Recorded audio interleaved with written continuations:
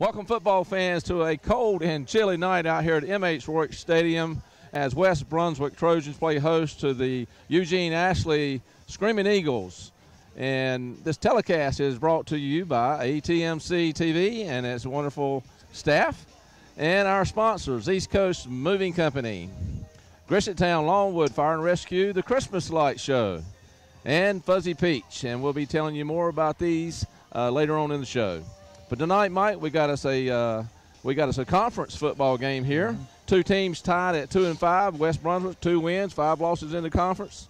Ashley Screaming Eagles, same thing, 2-5. Both of them coming off disappointing loss. A little bit of difference there is that Ashley went in, played Laney, a very tough Laney football team, and Ashley tied the tying score up in the last seconds of the game and came up to kick the extra point. And I can't remember if it was blocked or missed, and it was just a disappointing loss to Ashley, a very disappointing loss. So they're going to have to sort of lift themselves off the mat and come out here tonight. And as far as on the other side of the ball, we got West Brunswick that went down into Wilmington and played a very, very good Hoggard, undefeated in the conference, as we well know, very good 10-1 record. Big expectations from them, and this got waxed, really. Yeah. This couldn't get nothing going. Right. So we got both teams coming in here with a very disappointing loss. Ashley's a very good football team. I watched the JV game, Mike, and if they run the same offense, you're going to see a little bit of a triple option type thing. Right. And then they like to throw the football. Love to come back with that counter, weak side trap. Right. And so – tonight, what we're shooting for here tonight is Ashley being 2-5 and West Brunswick 2-5. They're shooting for 4th place in the Mid-Eastern Conference. And what a big win tonight it would be if West Brunswick could come out here and beat a 4A conference. They beat both 3A teams, as you well know, which qualified them for the playoffs. Right. The question tonight, will it make a difference in the seeding if they come out here and beat a 4A Ashley High School team? Well, that's a good question, Chris. Nobody's really sure yet, I don't think, as far as what the outcome of this game will be as far as the seeding goes, like you said. But no mistake about it, West Brunswick is in the 3A part of the playoffs with those other 2 wins. Something else we have going on tonight is senior night here tonight. Right, so there's going to be a lot of emotion on the sideline. There's going to be a lot of emotion in the stands for these players and parents, and expecting big things. Like you said, we went up to Hoggard last week and got outplayed in every aspect of the game, and it was disappointing, I'm sure, both for the players and the coaching staff, because coming off of the we lost the game against New Hanover, but it was a successful moral victory, I guess, by holding them, only getting beat by 4 points from 27-23 to New Hanover. Yeah. Really played well. Really seemed like they were starting to solidify. They were doing some things that we hadn't seen them do, most of the season, defensively and offensively. So I'm expecting, with this being the last regular season game, that hopefully we'll see that package come back together tonight, and they'll play as well, if not better, than they did against New Hanover. Well, you're right, Mike, and that is good to mention. That New Hanover came in here and scored a quick 3 touchdowns, I believe it was in the first quarter. Yeah. And then West Brunswick really came out the second half and really outplayed New Hanover. Right. And so that was a you don't want to never lose a game, but if there's one loss, you can go back to and you say, hey, we could have won that game. Yeah, and, absolutely. So tonight.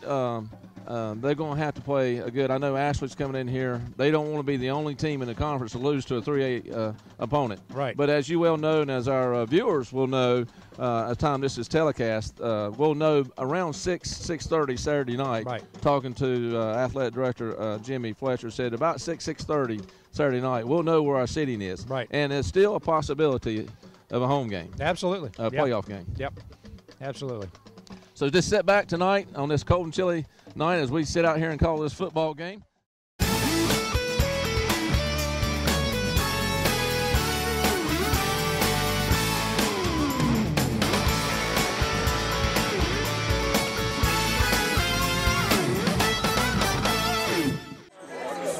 Welcome to Rourke Stadium for tonight's senior night here at West Brunswick High School, where we recognize the contributions of our senior athletes here for the Trojans. First up tonight is Meg Fletcher. who is escorted by her father, Jimmy Fletcher. Meg plans to attend UNC Chapel Hill in the fall.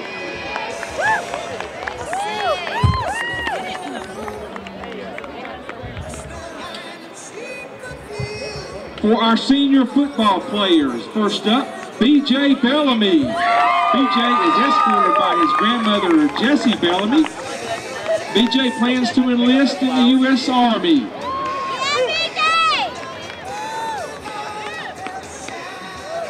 Eric Bellamy. Eric is escorted by his mother, Natalie Wiley, and his father, Manuel Wiley. Eric will plan to attend North Carolina Central University in the fall. Marquise Brown. Marquise is escorted by his parents, Michael and Lisa Brown.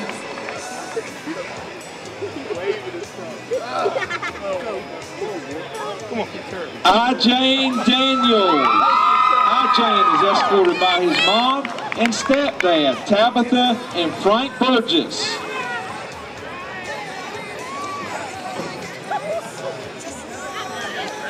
Dylan Dargusas. Dylan is escorted by his parents, Tony and Michelle Dargusas.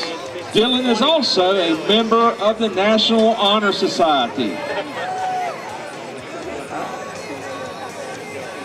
Stone Davis.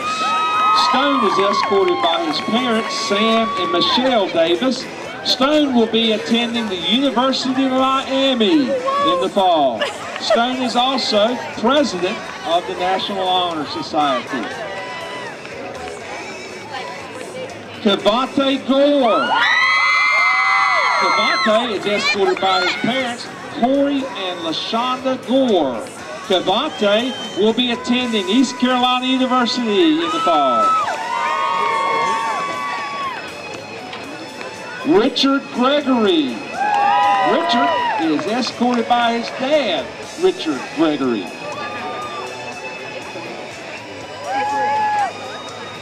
Zaire Hankins. Zaire is escorted by his grandmother, Sheila Washington, and his mom, Zena Hankins.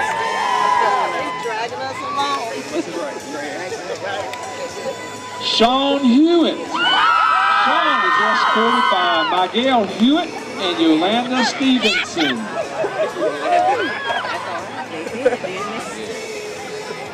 Lee Johnson. Lee is escorted by his mom, Joyce Lynn Frank, and Freddie Johnson. Lee will be attending Fayetteville State University in the fall. Connor Johnston. Connor is escorted by Coach Megan Hardy. Connor will be attending William Peace University in the fall. Brandon Mercer. Brandon is escorted by his grandparents, Woody and Libby Mercer, and his mom, Amber Mercer. Brandon will also be attending East Carolina University in the fall. Mike Smith. Mike is escorted by his parents, Mike and Christine Smith, and his sister, Stephanie Smith. Mike will be attending the University of Maryland in the fall. Des Stanley. Des is escorted by his parents, Derek and Beverly Stanley. Des plans to attend North Carolina State University in the fall. Kenny Williams. Kenny is escorted by his parents, Kenneth and Tawanda Williams. Kenny will be attending Campbell University in the fall.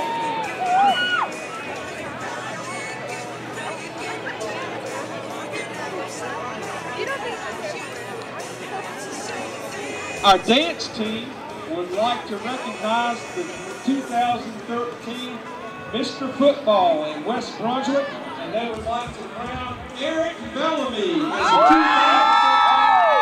2013 Mr. Football in West Brunswick High School.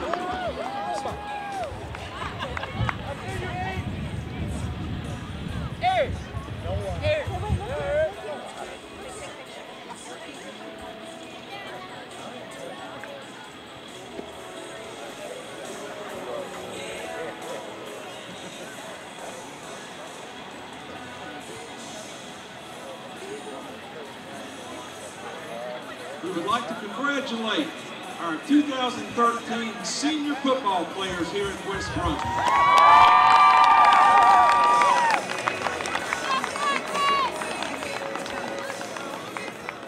Now for our senior cross-country members.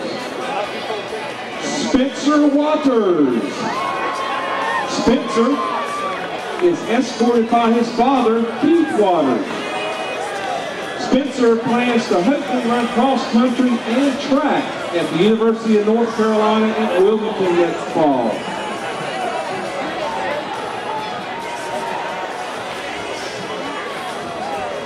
Dylan Priester.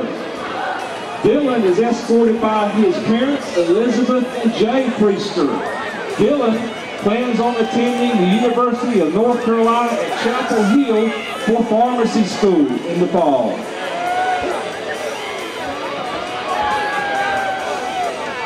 Amber Fulford.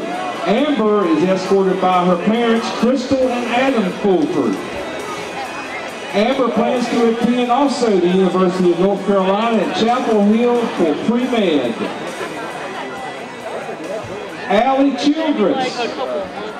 Allie is escorted by her parents, Rod and Melissa Childress. Allie plans to attend next fall North Carolina State University.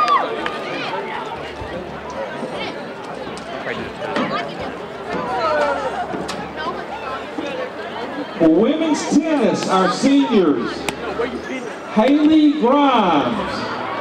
Haley is escorted by her parents, Roger and Pamela Grimes. Haley plans to attend BCC next fall and then transfer to the University of North Carolina at Wilmington.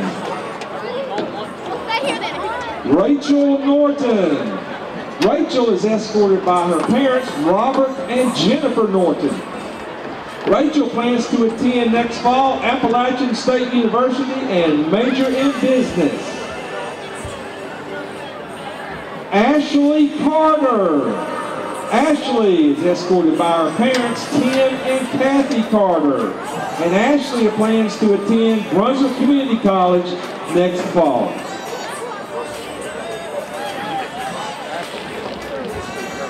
Senior members of our dance team. Ashlyn Graves. Ashlyn is escorted by her parents, Kimberly and Dwight Graves. Ashlyn is the captain of the dance team and plans to attend the University of North Carolina at Charlotte next fall to major in dance education and dental hygiene. Ashlyn will also be dancing in the Macy's Thanksgiving Day Parade in New York City, Thanksgiving Day. Joey Goss. Joey is escorted by her mother, Joyce Goss. Joey also plans to attend the University of North Carolina at Pembroke. Charlie Rebecca Baxley. Charlie is escorted by her parents, Billy and Crystal Baxley, as well as her sister, Gracie Baxley. Charlie also plans to attend next fall the University of North Carolina at Charlotte. And Hannah Howell. Hannah is escorted by her grandmother, Jeanette Howell, and her aunt, Flora Howell. Hannah plans to attend next fall the University of North Carolina at Wilmington. And now our senior band members. Rosero Dominguez. Rosero is escorted by Jorge and Estelina Capati.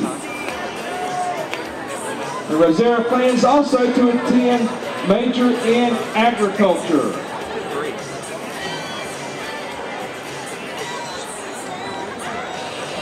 Eli Somerset. Eli is escorted by his parents, Colin and Christy Somerset.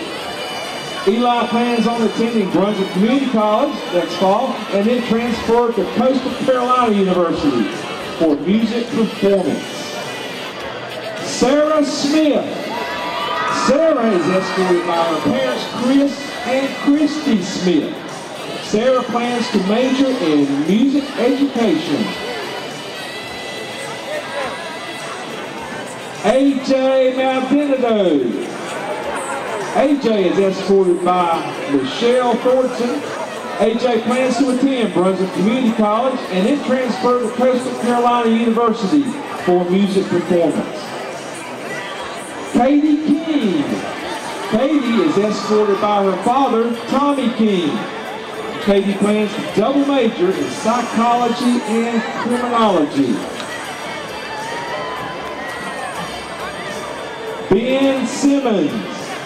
Ben is escorted by Dwayne Simmons. Ben plans to attend Brunswick Community College and then transfer to Coastal Carolina University for music performance. Ray King. Ray is escorted by Timmy King. Ray plans to attend the Art Institute of Raleigh-Durham for video game art and design. Raheem Gore. Raheem is escorted by his parents, Rodney and Tina Gore. Raheem plans to attend a 4-year university and double major in music and chemical engineering. Bethany Brower. Bethany is escorted by Cara Bauer. Bethany plans to double major in English and art. Patrick Fulmer. Patrick is escorted by his parents, Mr. and Mrs. Wade Fulmer. And Patrick plans on attending UTI in Charlotte and study automotive engineering. And Heath Longivano. Heath is escorted by his mother, Roxanne Lancaster. He plans on attending Brunswick Community College and then transfer to the University of North Carolina at Asheville.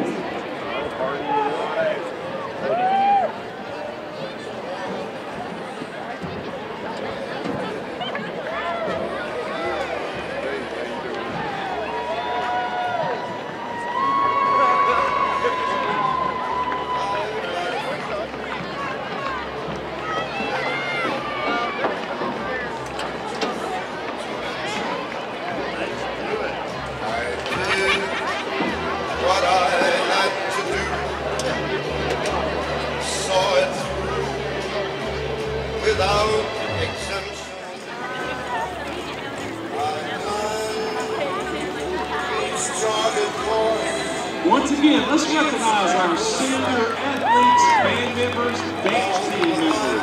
Thank you for your contribution to West Brunswick High School. All right, Chris, here we go. About ready to start the last home game of the season here against the Ashley Screaming Eagles. And as we talked in the pregame, both teams coming in 2-5 in the conference. But a big night here for these seniors, as a lot of these guys will be their last game of football they play.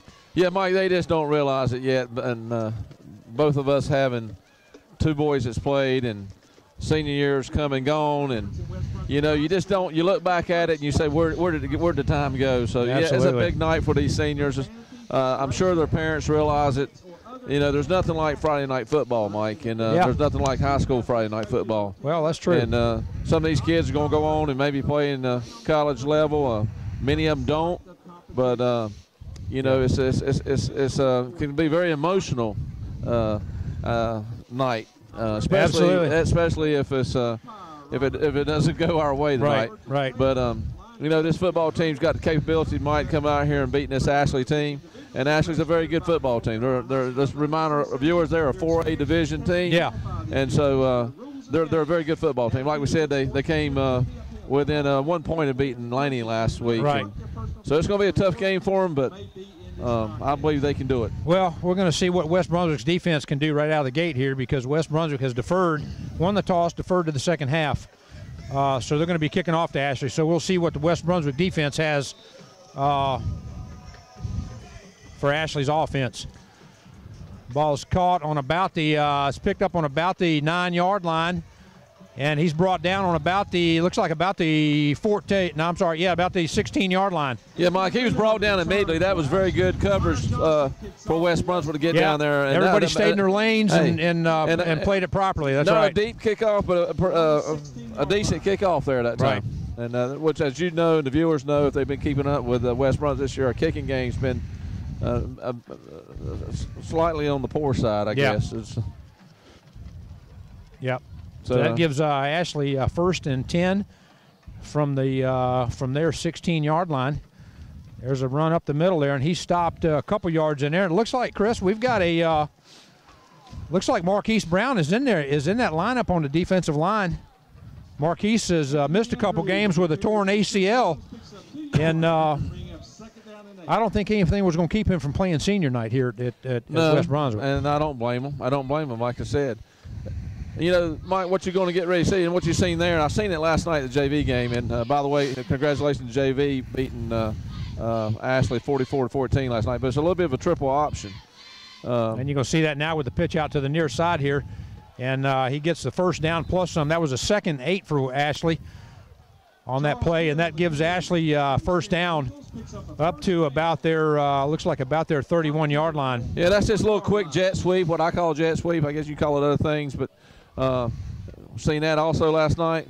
But you are going to see a lot of that triple option. That right. Fullback, quarterback's going to read off of the defensive end or the outside tackle, and then he's got a pitch man. Right.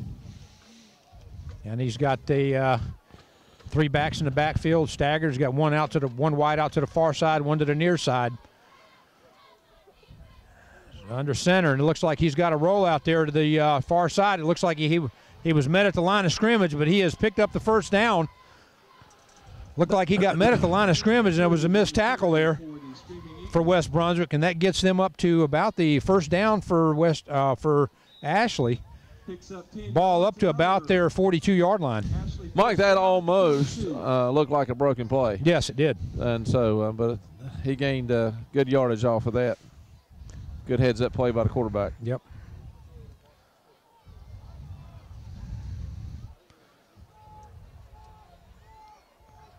Motion to the near side, and it looks like they're going to get a flag on that. I'm not sure if you can have 2 men in motion at the same time.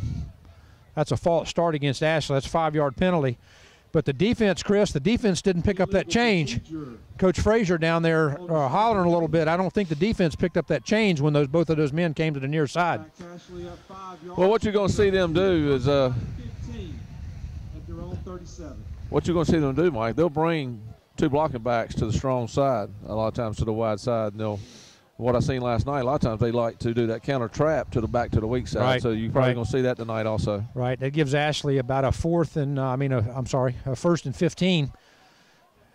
And there's a handoff up the middle. He picks up a couple yards, gets up to about looks like they're going to get him progress to about the 41. Yeah, that play's just where you let the fullback come on through. The quarterback just trails right on in behind them. And it's going to give him about 2nd and 11 for Ashley from her ball right on the 40-yard line. 1 yard long. But you'll see the wide receivers sometimes, Mike, they'll set up a very narrow, they don't come out very wide. I mean, it's a very tight, what I'm trying to say, tight formation with them. And a lot of times they'll run to that side, try to seal that outside edge.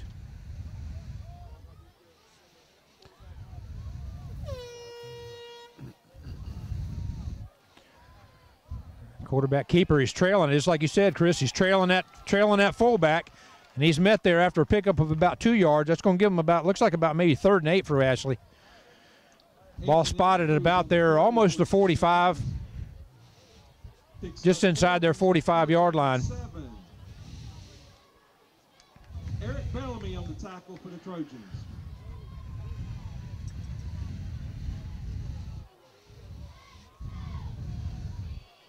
That's a big 3rd down stop here for West Brunswick, Chris. He rolls out. He's got a quick pitch. He's got a man downfield. He's got coverage. And there's Sean Hewitt out there with a pick. He's coming to the near side. He's got a lane, Chris. He needs some blockers. And he gets the ball back up to about the 30-yard line of West Brunswick. That ball just kind of hung and floated up there.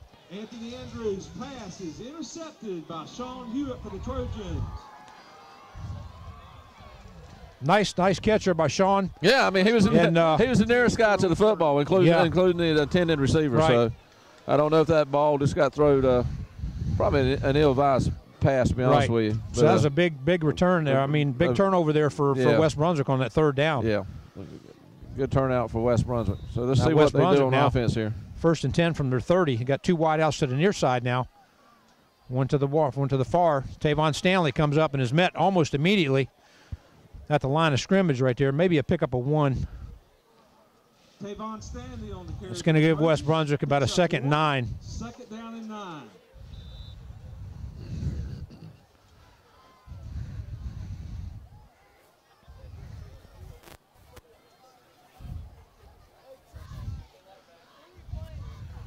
There's Tavon again, Chris.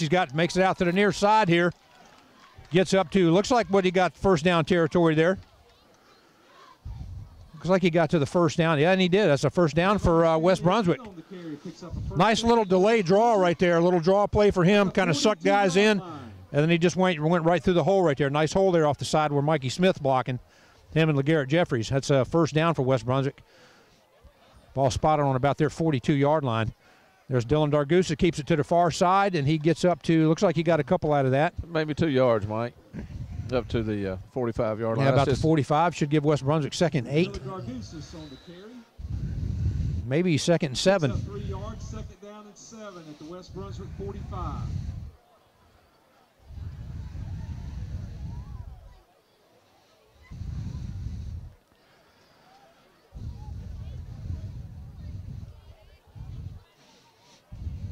There's Dylan to the near side, Chris. He's got the keeper, and he's got room. Yep. He had a hole up there in the middle. He picks up a good pickup there, about 12 yards Mike, that for was Dylan. Just about the same play, except it went to the left side this time. It's just basically, I don't know if that's quarterback read, but faking it to Tavon Stanley on the one side and reading that block on the far side. First down for West Brunswick. Ball spotted at the Ashley, about the 44-yard line. And there's Tavon. Up again, there's another first down, Chris. That's some big holes opening on the left side there. It is. They see something on that left side, and it's basically the same play. That time it's just a give instead of fake that time. So that ball's up to about the Ashley 30-yard line. I'm really impressed. These plays are coming in quick, Mike. They're coming in faster. Yep. No huddle is working like it should. Another carry for Tavon. Looks like he got met at the line of scrimmage, but he picked up about 5 yards. Yeah, Mike. This is just power football right now. So yeah. They're well, and that's what they did against New Hanover, and it worked. It was very successful against New Hanover. It does two things. I mean, obviously it keeps the ball out of the opponent's hands and wears down the defense. Right. But you got to end it with a score, Mike. Yeah. It's about 2nd and 6 now for West Brunswick on the Ashley 26-yard line. Dylan with a pitch to the far side for Tavon, loses his footing. Loses about 2 yards on that. He seen that cutback. That lane was there, and then he just, like you said, he just planted his foot and lost it. That's going to give him, looks like about 3rd and 8 for West Brunswick.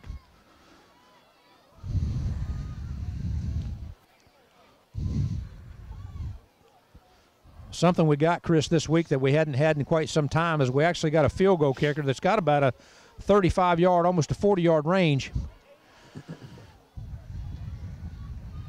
That looked like there's procedure. We got some procedure on the far side. Looks like maybe the wideouts on the far side moved. I believe either. That was James Daniels or Quinlan Moore. Both of them. One of them moved. The other one moved with them. Yeah. So. Not Quinlan Moore. That was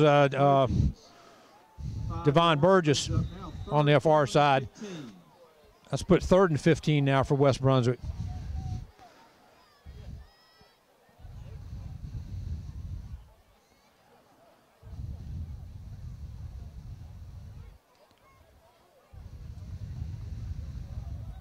He's looking for encroachment, but didn't get the draw. Call it. Refs did not call it. Didn't call it. Now they got Billin drops back to pass. He's got a man in the flats right there.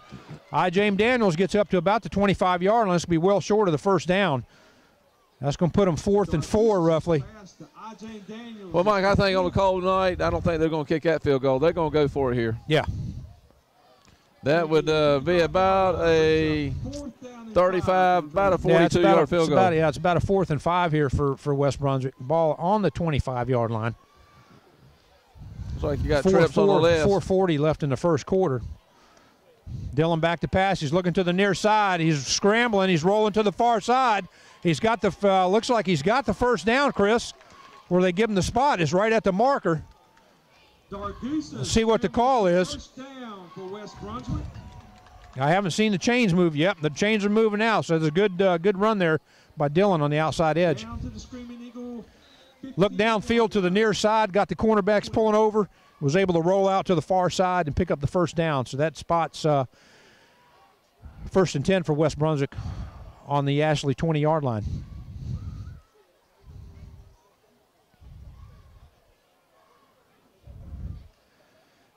Dillon with a keeper. He's got a hold of the near side, Chris. He's still on his feet. Picks up, looks like about maybe a good 3 or 4 yards there on that pickup.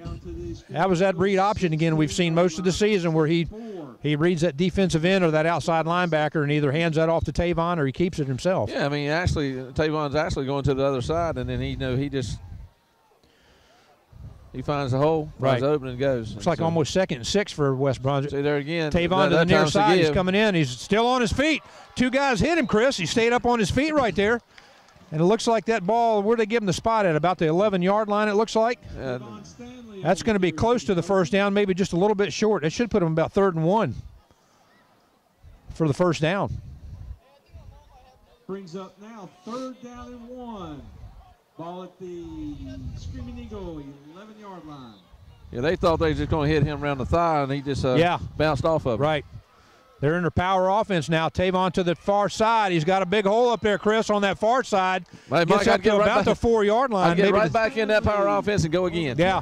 I wouldn't call the huddle. The power offense. I wouldn't call the huddle. I'd go right back and run again. Yeah, they've had big success with the power offense. That's a 1st and goal for West Brunswick, and they are in the power.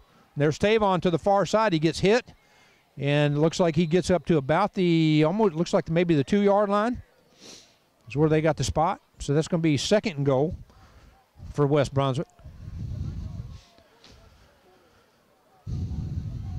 Tavon Stanley on the carry for West Brunswick picks up. Still in the power, Chris. They're not going to change out of that. There's no reason to. And there's Dillon right up the center.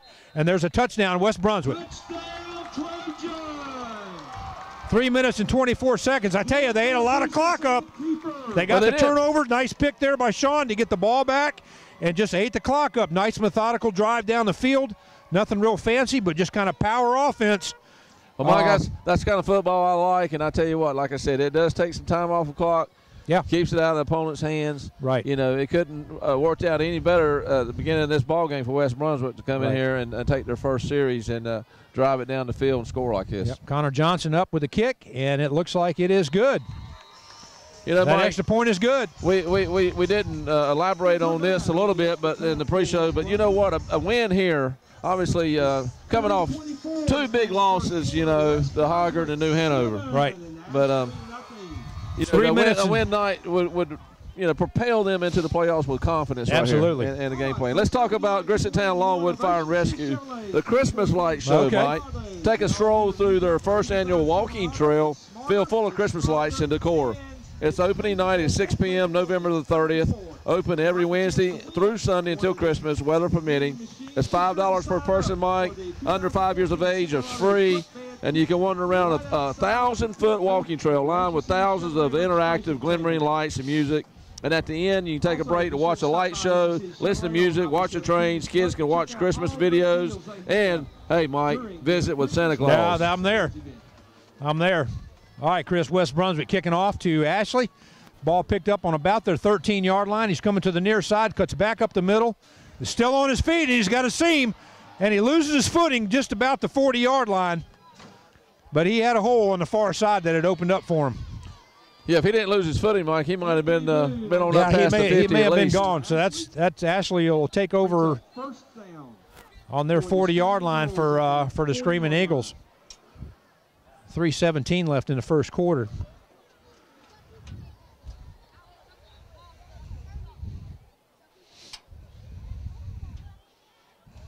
Yeah, that light show should be interesting. I think this might be the first time. I can't remember them doing that last year, but it sounds like a pretty exciting time, fun evening for the family. Ashley to the near side, big hole off the outside edge, Chris, and he's got a lot of yardage right there. Gets down to the West Brunswick. Looks like about the 33-yard line. Yeah, for some reason, the strong safety got stuck. I mean, sucked up. That's what I'm trying to say. Inside. Right. And it was just left a wide open trail. So there wasn't no containment over here whatsoever on the outside. No, there was. The corner and strong safety both got right. I don't know if they thought it was going right off tackle, but it was coming right outside. Well, like you said, they got sucked in there with that fake. So that gives West Ashley first down from the West Brunswick 33-yard line. There it is again, same play off the outside edge. Pickup of looks like about 4 yards, maybe 5 yards on that. Should give Ashley about a 2nd and 5. Jewell, 6-yard pickup for Ashley. 2nd down and 4. If they get going something, if they get that strong side going, that power off tackle, you're going to see, Mike, sometime tonight, a counter trap or counter play back to the weak side. And they'll lull you to sleep and then hit you with it going on the backside. Yeah, and that gives every football team has got something of that version. But I mean, 2nd and 5 on about the West Brunswick. Looks like about the 27-yard line. Quick pitch to the far side, and he's met right there, Chris. That's outside linebacker Lee Johnson on that tackle right there. That's a loss of about looks like about 3 yards. That's just plumb good recognition there of that play coming out there to the outside. That's a quick pitch to the outside. Yep. And good play by Lee. Stayed home, read that play. That puts Ashley back to a 3rd and 9 situation.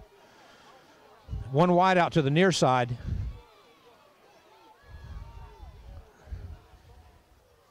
Got a man in motion. There's that same play, Chris, to the outside edge.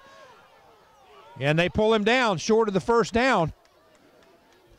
They pull him down. That's going to put him about a 4th. 6-yard gain for the Screaming Should put him about a 4th and 4 for Ashley. Brings up 4th down and 3 at the West Brunswick 26.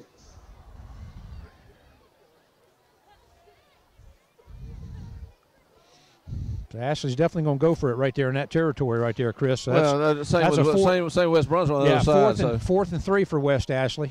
West Ashley for Ashley. Ashley Screaming Eagles. Ashley Screaming Eagles. And there they go. There's a quick handoff, and there's a quarterback, and he was met at the line of scrimmage. He was stopped. I don't know where they're going to get him the spot.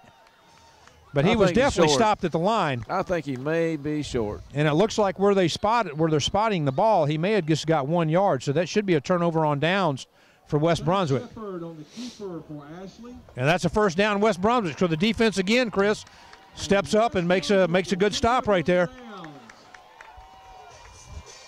At their own 24. Yeah, I thought he got loose there. He got hit at the line of scrimmage, Mike, and it looked like he had movement, but it closed up quickly. Yes, it did. And West Brunswick come out with a huge stop right here with 51 seconds left in the first quarter, Mike. Well, something we're seeing tonight, Chris, on the defensive side, is they're having a little bit of a hard time on the outside edge, which they've had all season. But it seems like tonight they got a little bit more speed to the ball. Yeah. Once that lineman hits the line. There's Tavon to the near side. Looks like a pickup there. Looks like they're going to give him about maybe a 4-yard, maybe a 5-yard pickup. We'll see where the chain moves. And I don't want to jinx anything, Mike, but it's been a clean, penalty-free ball game so far. I think we've had we've had one penalty. That's right. So that puts West Brunswick in about a 2nd and 7.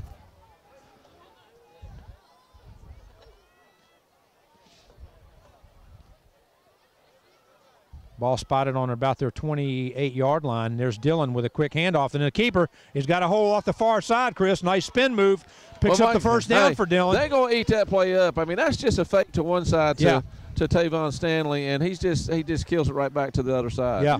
And so nice read there by Dillon. Nice keeper. Yeah, Ashley's going to have to, if they're going to stop it, they're going to pick up on that. Yeah, nice spin move there at the end. Pick up a couple extra yards, gets the first down.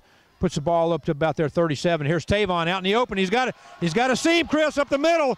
Finally gets caught on about the Ashley 35-yard line. Big hole up the middle there. That's a big hole and a big explosion from Tavon. Yeah. He actually turned the Jets on there. And that's the end. That's the end of the quarter there, Chris. First down at the 35-yard line. Big run by Tavon. Yes, it was. But that's the end of the quarter. Let's talk about one of our sponsors. Okay. One of our 3 sponsors, Mike. This one right here is East Coast Moving Company.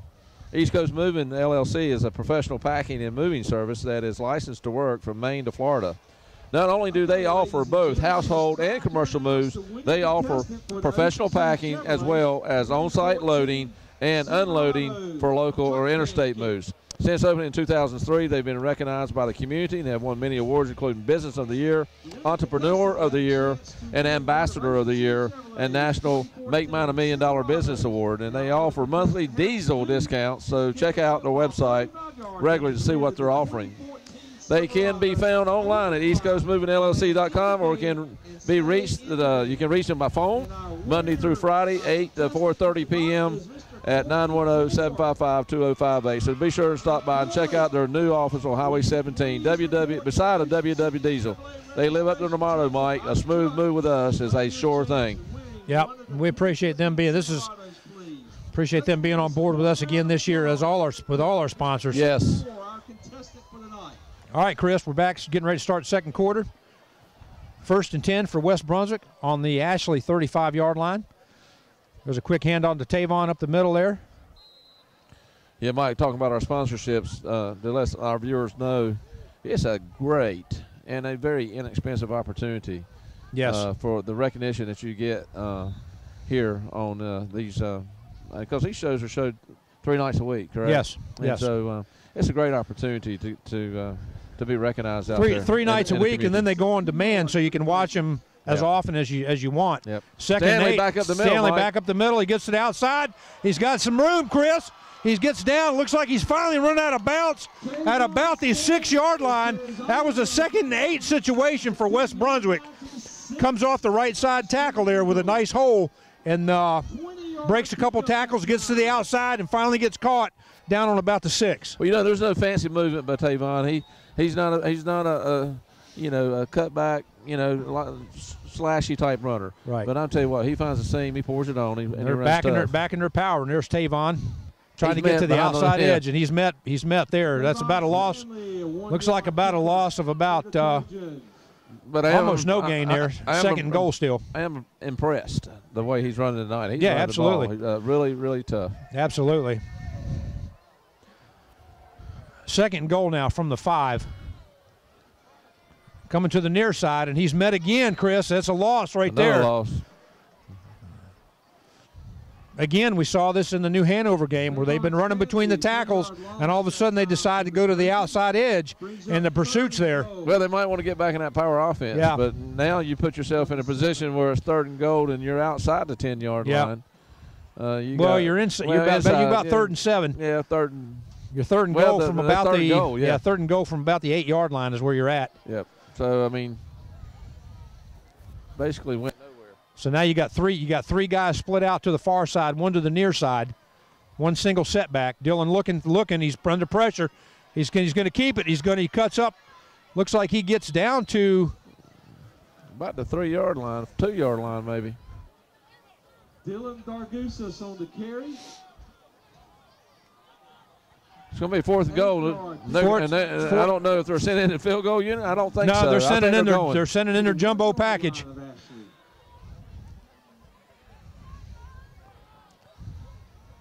That looks like the ball marker there, Chris, might be just outside the 1. Now they're going to power, Mike. They're going to power it up there. They got the big guys in there. And that's Dylan again. It's Dylan up the middle, and that's a touchdown. That's a touchdown, West Brunswick.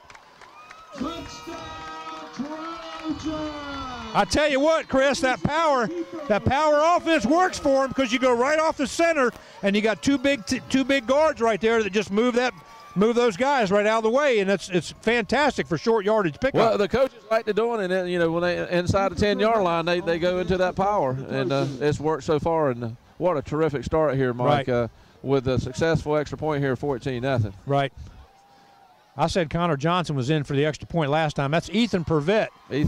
Chris, in to kick that extra point, and it's good. So with 9:39 left in the second quarter, it's West Brunswick 14, Ashley Screaming Eagles nothing. As we talked in the pregame, Chris, about West Brunswick being in the playoffs, this is a very good scenario for West Brunswick in the sense you get a big win here at home. You figure out tomorrow, you find out what you're doing for the playoffs for next week, and it just gives you, it's almost like a launching pad going into the playoffs. Yeah, I've really never got a clear answer from anybody that I talked to, because I don't think nobody knows. But right. when West Brunswick has beat the only 2 3A teams in this Mid-Eastern Conference, which Right. puts them in the playoffs. Right. An impressive win over a 4A team like this, Mike, cannot hurt them to be seeded. And, not at all. there's still a possibility, I'm being told, of a home playoff game. Right. West Brunswick kicks off. Connor Johnson kicking off. That ball's picked up on about the 19-yard line. And he had some room. The outside guy, Chris, on that kickoff return, when it bit inside a little bit too quick, he had an angle on the outside and lost his footing. Yep. An outside guy here missed him to the inside there. He went in and the guy went out. But I don't know. We've seen, 3 times now have lost footing on that field, so it could be the field, Mike. It could be. It could be because it's happening on both sides of the ball. It's getting a little bit worn in the middle there. Right. So that's Ashley with a 1st and 10 from their 25. 9:35. There's flags on the field. It looks like timeout. No flag. Timeout, Ashley, with 9:35 left to go in the second quarter. Well, Mike, let's talk about our other sponsor here, the Fuzzy Peach of Shallotte. Spread the peach love and happiness by visiting the Fuzzy Peach of Shallotte, the newest dessert place in town. Located in Shallotte Plaza Shopping Center, the Fuzzy Peach is open from 12 to 10 p.m. Mondays through Saturdays and from 1 to 9 on Sundays to fulfill all your fro-yo cravings. Simply fill up your cup, top it off with many toppings as you can think of, and find the specials in the Brunswick Beacon, the Coastal Clipper, or be seen around town, Mike, with the Fuzzy Peach car decal and get a free cup card. Wow. Stopping in is, of course, the best way to get in touch. But you can also reach the Fuzzy Peach of Shallotte by calling 755-FUZZ or 3899 or by going to Facebook.com/Fuzzy Peach Shallotte. Fuzzy Peach also has gift cards available, punch cards for regular visitors, and T-shirt choosies where you can get 15% off by wearing your Fuzzy Peach T-shirt to the shop on Tuesdays. Good.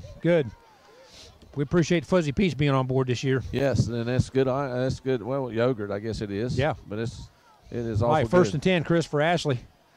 There's a pickup there. Looks like he runs the ball off the far side and gets up to that's about a 6-yard pickup, maybe a 7-yard pickup. That's going to put him in about a 2nd and 3 for Ashley. Well, I guess it's football. Well, I can see my breath out here. Yeah, there's a little nip in the air, and I tell you what, it is a little chilly, but. Let's be thankful there's no wind blowing. Let's be thankful for thermal underwear. You better believe that. And some hand warmers that hand warmers in my pocket that Jennifer brought us. That's excellent. About put some in my shoes. All right, Chris, he breaks it to the far side. He's got some room. 1st down for Ashley, up to about the Ashley 40. Spot that about the 44-yard line. Well, the Screaming Eagles were very successful in running that, moving the football inside the 20-yard line earlier. They just failed their 4th down conversion there. Right. But they seem to be moving the ball pretty well in between the 20s. Right. So. Well, like you said, you can keep ball a whole first quarter, but you got to end it with a score. That's right. So that's 1st and 10 for Ashley from their 44-yard line. There's a play right off tackle there, Chris, to the near side, and it looks like he's Jesse Jewell again for the carry for the Screaming Eagles. Looks like about a 3-yard pickup. Should put him about a 2nd and 7. You got one player a little slow to get up, and that's the running back that had that football, number 24 for almost getting Ashley. him 4-yard pickup, almost 2nd and 6 for Ashley. Ball spotted at there, looks like about their 48-yard line. Rick Bellamy on the tackle for West Brunswick.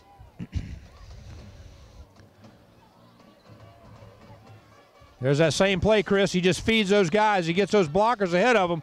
That's a 1st down for Ashley. Up to the West Brunswick 44-yard line. West Brunswick's got that same play in the bag, Mike. It's just where you let that running back, that fullback come running through, and the quarterback just curls in right behind him. Yeah. And so, very similar.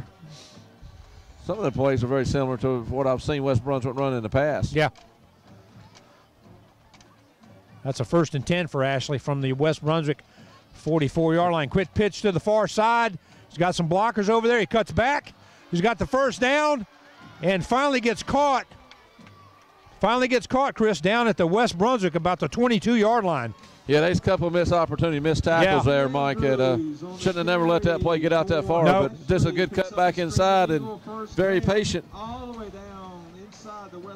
Timeout for West Brunswick. Probably one of Ashley's biggest gains here on the ground so far. I think it is. Timeout, West Brunswick.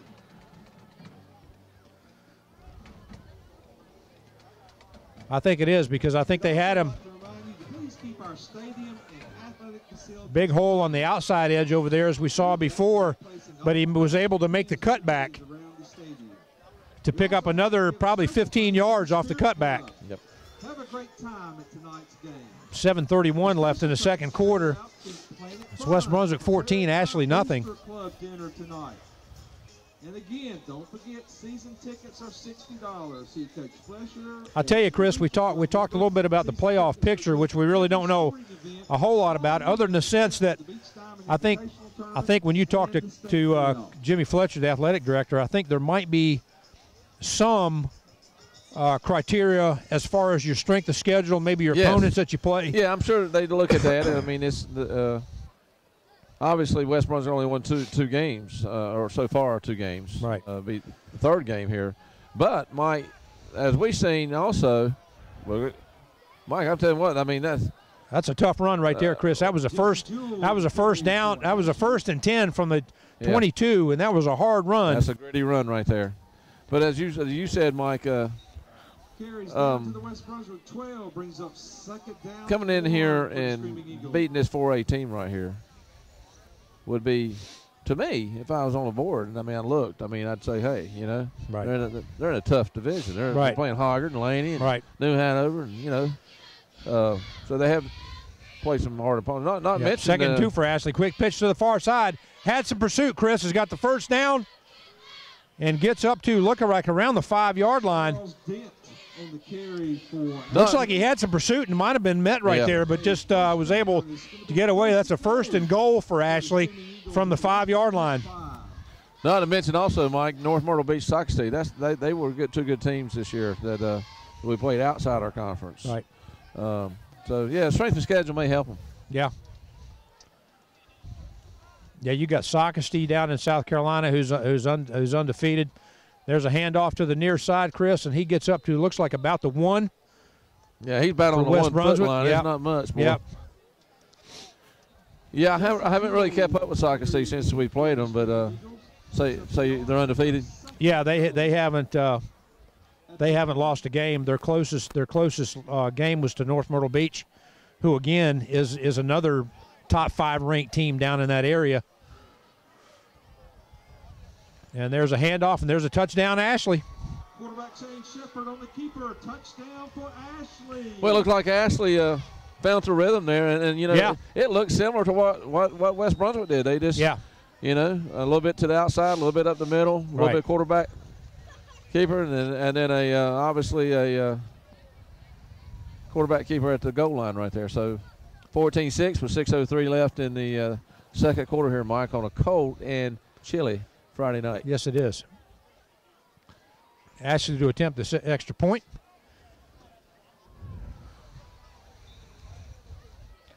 Now, Chris, the one thing we saw at Hoggard, I think Sean Hewitt blocked about 3 extra points up there at Hoggard last week, and I know he blocked at least 2. Didn't quite get to that one off the outside edge, and that is good. So with 6:03 left in the second quarter, it's West Brunswick 14, Ashley 7. West Brunswick 14, Ashley 7. 6:03 to play in the first half.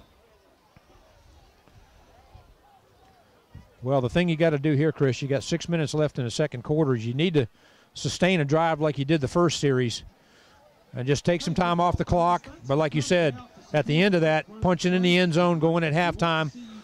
Yeah, you got 6:03 left, Mike, in the second quarter. What you don't want to go out there and do is just get 3 and out and give this thing back to Ashley and get field position. Right. You want to try to establish that run game that they've scored twice with, and just eat up the clock. It'd be great to score right here at the end of the second quarter and go up, possibly 21-7. Right. So, this is a big series, a big offensive stand right here.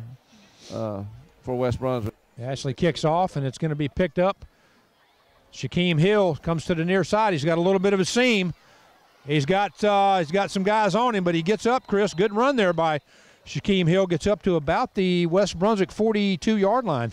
Yeah, I think you're going to see. I'm sorry, about the 38-yard line. I think you're going to see Shaquem, and of course everybody calls him Shy. Right. But you're going to see Shaquem coming up. He's just a sophomore. This year, and so I believe you're going to see some of him in the next 2 years. He's got some speed. He's got good field vision. Yeah, he's got good field vision, good cutback. He is a little bit different runner than Tavon. Right. But he can break your ankles. Right. And he can make people miss in open field, and so he's a special player and will be a special player, I think, here for the next couple of years. Well, it's a first down for West Brunswick from their 38-yard line. And there looks like hard count by Dylan, and that's going to give him 2nd and 5 now. Yep. Number 51 was reading the cadence there, and just jumped across there, and so it's going to be 1st and 5 instead of 1st and 10.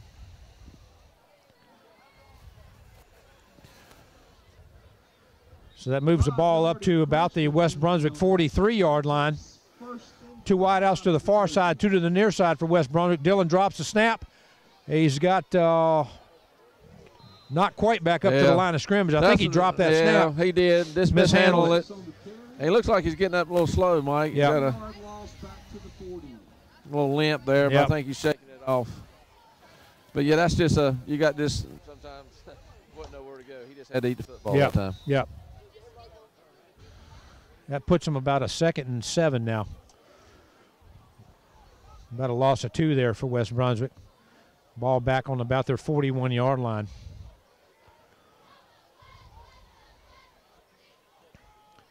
Hand off to Tavon. He's got room up the middle there, Chris, and he gets met at the line there. It looks like he might have picked up a yard. That's going to put him about 3rd and 5, maybe 3rd and 6. Brings up 3rd down and 5 for the Trojans. It'll be a long 5. Yeah. The no-huddle offense has not been quite as snappy Not here. as sharp this quarter as it was the first quarter. Dylan back to pass. He's looking. He's got a man in the open right there, and there's James Daniels. He needs to get to the first down. And fortunately, he's going backwards. He's got a tendency to run back and try to cut back up, but that is a first down for West Brunswick. That's a great. It was a good catch by James. Great completion. That's good. A great catch. But yeah, I thought he was going to lose that first down there for a minute. Yeah. So good move by James to keep the ball and the sticks moving. Yep. Spots the ball on the 49-yard line. First down for West Brunswick. Dylan with a handoff to Tavon right up the middle. Big pickup there. Looks like maybe Mike, I'm going to tell you something. Maybe a 6-yard pickup. I'd run it until they stopped it. Absolutely. I would. I mean, that's what I'm talking about. That's 6 yards. Man, you get 6 yards carry like that, I'd keep going back at it. See, no huddle's working a little bit better now. Right. They're going right into their next play. Yep. Dylan back to pass. He's looking. He's got a man, and there's just a little overthrown there. Looks like for Daquan Burgess. Just a little out of his reach here in the flat. And that's just different coaching philosophy there on 2nd down. I mean, you got 6 yards. I don't know. You look great when you complete it, but if you don't, now you look at 3rd and 5. So that's a long 5. Yes, it is. That's a long 5. I don't understand why you go away from what's working. Well, I mean, I can understand changing things up. Back to pass again, and there's another catch by James Daniels right there. First down for West Brunswick. Good catch by James again. Like I said, finding a little seam there in that flat area right there. 3rd down right there. They was probably. I don't know if they was looking for the run there or not, but yeah. Yeah, so that moves the ball up to the Ashley 39-yard line. 1st and 10 for West Brunswick. Trips to the far side. Single receiver to the near side. Dylan's got a quick slant. Looks like he's going to throw it. Still looking. And that could be dangerous right there. That was almost picked. Yeah. You throw that in coverage there. Yeah. He had double coverage there on Quinlan Moore. I just don't. It almost looks like he had a seam he could have taken off and pulled it down and run. I'm still in favor of taking that 3:45 on down to a minute something and running the football. Yeah. Dangerous pass there for West Brunswick. 2nd and 10 now. Trips again to the left side. Singles out here to the narrow side. Back to pass. He's looking. He's got a man in the flat. Quinlan Moore, he's got a little bit of room. Picks up about 5 yards, it looks like. Well, I'll tell you what, that's what Quinlan Moore can give you. He can give you a run after the catch. Yes, he can. That's going to put you. Another 3rd and 5 situation. 6 yards. And that's a long 5, Mike. 3rd down and 5 for the Trojans. I don't believe they're going to throw the football again. Well, you got twins to the left, twins to the right, and he's looking to throw. He's dropped back to pass. He's got a man in the flat, and I think he's going to be well short of the first down. That's going to put you about 4th and I don't know if they put you 4th and 2 or 3. We'll see where they give him the spot there, Chris. But it looks like Deuce's pass is complete. Picks up 3 yards for the Trojans. We'll see what the call is now. If that's a 3 yards, I didn't see the ball move anywhere. I haven't seen nothing move. I hadn't seen anything move. No. That's a 4th and 5. That must have been an incomplete pass.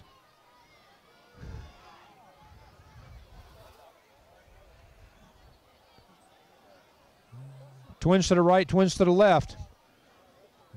Dillon back to pass. He's back to pass. He's looking downfield. He's got some time. The pocket can't stay too long. And there's a man in the open. James Daniels drops the pass right in his hands. Just couldn't pull it down.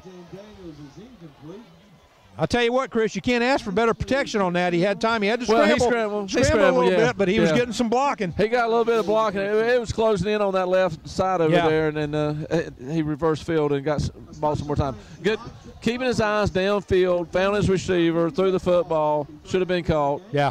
And a little tough catch, but it hits you in the hands. You got to have it, Mike. Yeah, so now you got that turnover on downs. It gives Ashley 2:59 in the second quarter. This gives Ashley the 35. This is what you don't want to happen. Right.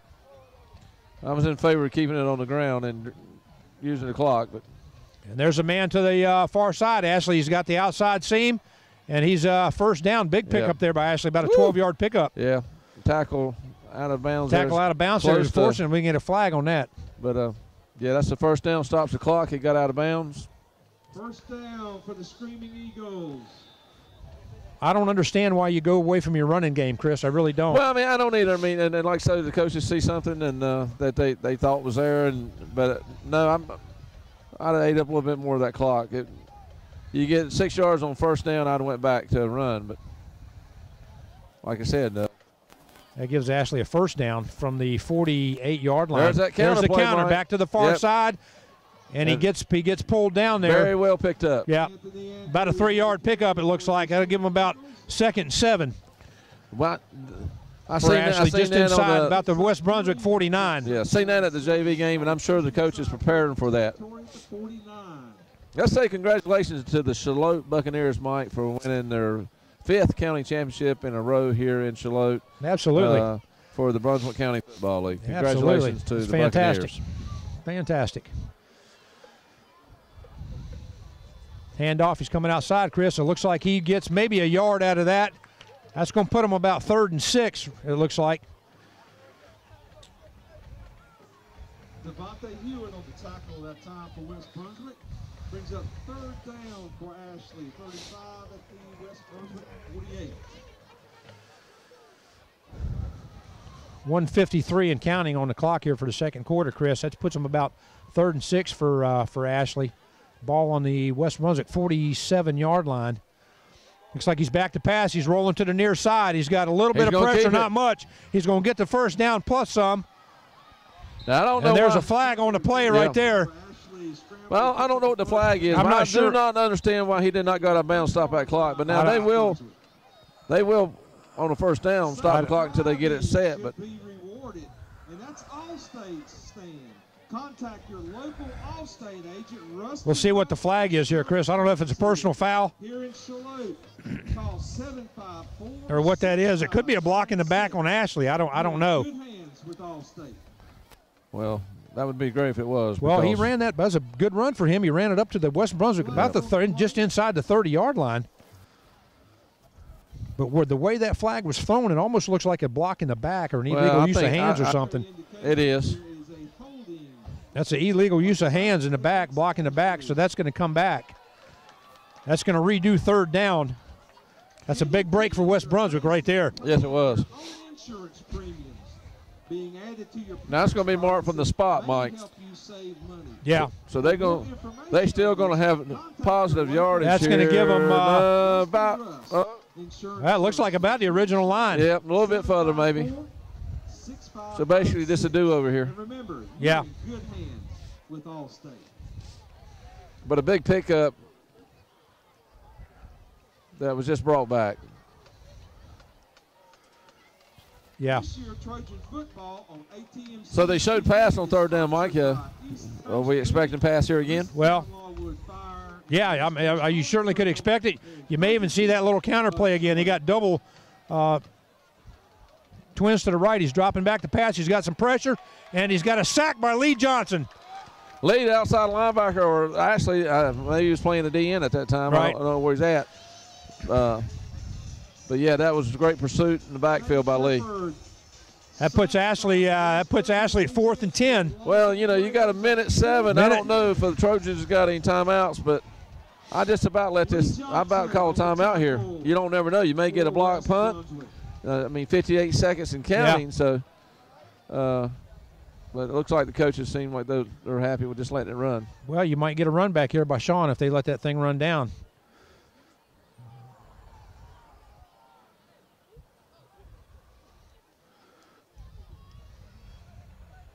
There's a punt to the near side here. It looks like it hits the ground, and it's going to be down.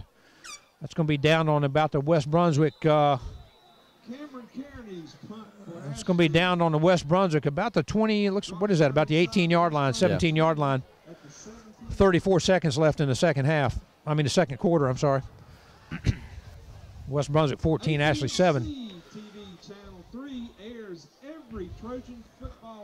You just run the clock out here, Chris? You try to air one out? Well, you know, Mike, I wouldn't put it in the air. I just wouldn't do it. But, I mean, well, you got some one. coaches You got a single setback. than others. So. You got twins to the right, twins to the left here. Single back and the back with Tavon. Dylan's back to pass, and he's looking. He's got pressure. He's got a seam. He needs a block. Now, he should have had a block right there by Tavon. Tavon wasn't even thinking about blocking. And the coaches are talking to him. Yeah, he wasn't even thinking about making that block. It's 26. That one block would have got him on down the field a lot further. Yeah. First down for West Brunswick up to about the West Brunswick 28-yard line. 26 seconds left on the clock in the second quarter. Dylan back to pass. He's looking downfield. He's got a man in the flat again. There's almost a pick right there.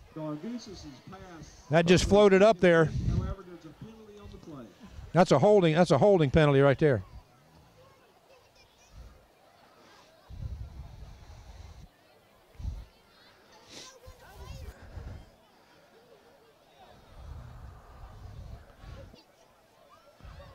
That's a holding on West Brunswick. That's going to be 10 yards from the spot of the foul.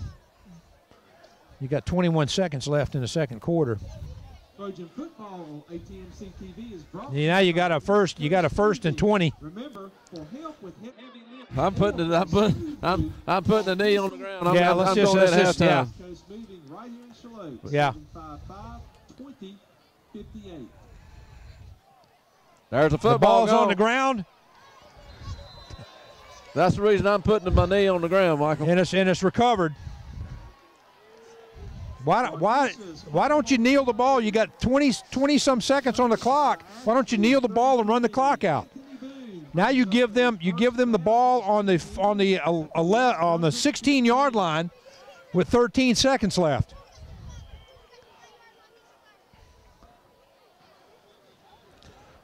Well, look, like I said, some coaches are a little gutsier than others, and to throw the football down there, you know. Gutsy's a good word to use. It's a gutsy call. Through their first annual walking trail, filled full of Christmas lights and decor. Get your tickets today to the area's best light show.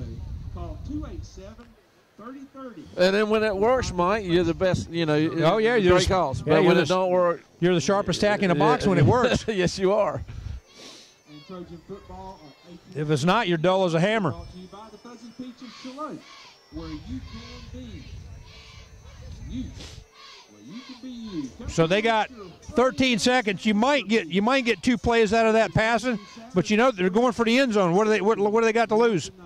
Well, I mean, I think they're going to throw the ball maybe twice, maybe at least one time in this quarter. What kind of how much time? But you're looking at a field goal. If they got a field goal kicker, I would say that's a 25. That's a 32-yarder from where it's at now. You got twins to the far side. You got 2 backs in the backfield, 1 to the near side. Do you bring pressure? Do you bring a blitz? He's dropping back to pass. He's got pressure from the edge. There's the in the end zone, wide open in the end zone. Wide open. Touchdown, Ashley. 7 seconds on the clock. Well, that just come back and bite you, Mike. But I mean, hey, look, it's sports. Hey, game can change so quick in football. Absolutely. I see it all the time on TV. Absolutely. You're looking at a 14-7 ball game. You're driving. Your possibility could be a 21-7 if you score, and then all of a sudden it just comes back and you tie a ball game. It's back 0-0. Right. I mean, you know. Right. So depending on this kick, we're going to have a tied ball game. Football fans at 14-14 yes, with we 7.2 seconds left in the second quarter.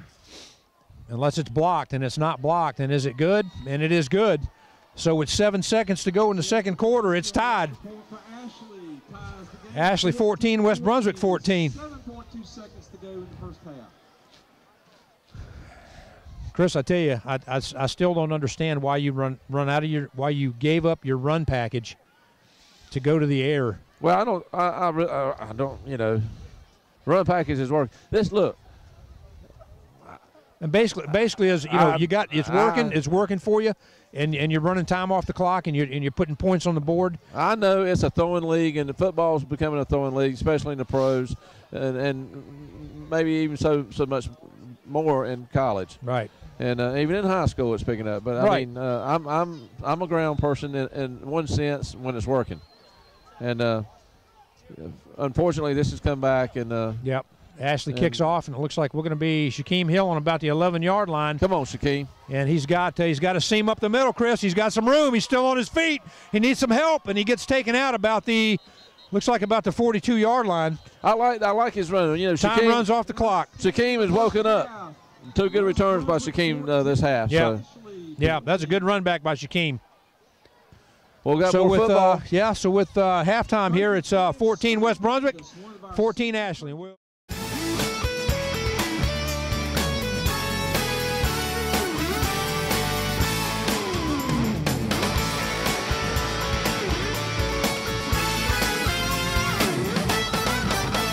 We got a special event here, football fans, here for the halftime program for West Brunswick. And we got the Upward youth football program out on the field. And with me is Michael Borton, youth pastor at First Baptist Shallotte. And Michael, thanks for spending a few minutes with us. Tell us a little bit about the Upward program, what you got going on out here. Yeah, sure, Mike. This was a program birthed almost 20 years ago. And by a guy named Kaz McCaslin. And it's another alternative, another option to reach kids with a different focus and philosophy. And so he works quite a bit with instilling values with ministry and just reaching the kids for Christ as well, in addition to playing the sport in a fun, family-friendly environment. And so right now, currently in the program, we have flag football, soccer, cheerleading, and we're getting ready to start up basketball as well. Okay. Well, this is you know, we've got flag football in the area. This is another alternative for families to get involved in, other than the tackle league that's available through the county. Correct. A lot of parents concerned, about the tackle side and with the things going on with concussions. But this is just another avenue parents can get their kids involved in a good grounded program. Yeah, this is more of a recreational alternative. Right. This is one day a week practice with one game a week, and so it's a 1 hour practice time and a 1 hour game time on a Saturday. And so this just gives a little bit more of a recreational alternative for kids not looking to do that heavy competition. Right. And just looking to go out there, have some fun, get some exposure to the game, and learn a little bit more about football. Okay. Now this is your first year doing this. What kind of success What kind of success did you have this year, this being your first year doing the football? Yeah, this has been a great year. And you did some soccer also, too, this year. Correct. With being the first-year program, I was extremely excited. We had over 95 kids signed up for flag football and cheerleading, and close to 90 kids signed up in our soccer program. And so right around 190 total overall in the program. And so for the first year, we were very excited with the teams in each of our divisions. We have an older division and we have a younger division. We go from 4-year-olds all the way up through 7th and 8th grade. Okay. And so we're going to be adding 8th grade next year. Okay. Well, that's great. It's another alternative for families in the community to get involved in it. Now, you got all volunteer coaches? That's right. Everybody out here is a volunteer. So we have numerous coaches from all over the community, right, and a lot of different volunteers helping out with the officiating, right, helping out with our concessions. And it takes quite a few volunteers to run this, and we have about 40 or so that are volunteering every week. That's nice. Well, Michael, we just spent a couple more minutes as we watch these guys play. Give the fans a little bit of information on what you got coming up for the winter, how they can get involved in that, how they can get in touch with you to find out more about it. Sure. We have our Upward basketball and cheerleading program starting up. This is the first year we're going to be doing that. And we have brochures going out to the schools within the next week. And you can contact our church office at 754-4048 Monday through Friday from 9 to 3 at First Baptist Shalot. And we'll be able to get you information on the brochures. We go 4-year-olds all the way up through 8th grade for our basketball and cheerleading. And so if you want to find out more information, feel free to call me. It's $60 for the league fee. And early bird ends December 6th. So feel free to let us know if you have any questions. We're looking forward to a great year for that. Our first practices will start the week of January 6th. We'll have some evaluations in December, and we'll have our first game starting at the end of January. All right, Michael, I appreciate you coming up here and sharing some of that information with us and getting this out in the community. We can get some more participation and involvement in that, both with the parents and with the kids. So as we watch these guys play a little bit more, we want to thank you for coming up and just sharing a few minutes with us. I appreciate that, Mike. Thank you for letting us come up here and have the time and just to talk about the kids. You know, the most important thing for us is this is all about the kids. Absolutely. And so if you're out there listening, help spread the word. Encourage anybody you know. Call us if you got any questions on the program, and we'd love to have your support, feedback, and participation. Sounds good. We'll be back in about 15 minutes for the second half. Thank you. We're back ready for the second half here, Chris. West Brunswick now is going to get the ball here for the second half. Didn't finish that first half like we thought they should finish it or like they wanted to finish it, I'm sure.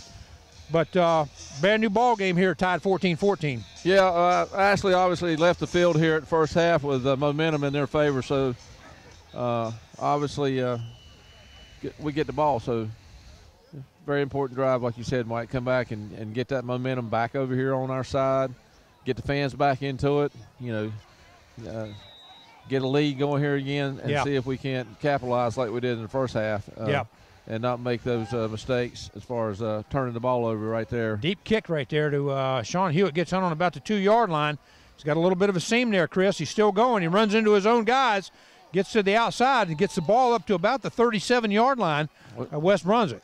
Well, kick return's been good, Mike, tonight. Yes, they have. Special team has really done their job kicking. The kickoff team, I mean, the kicking team, special teams, always been better tonight than I've seen them all year long. Right.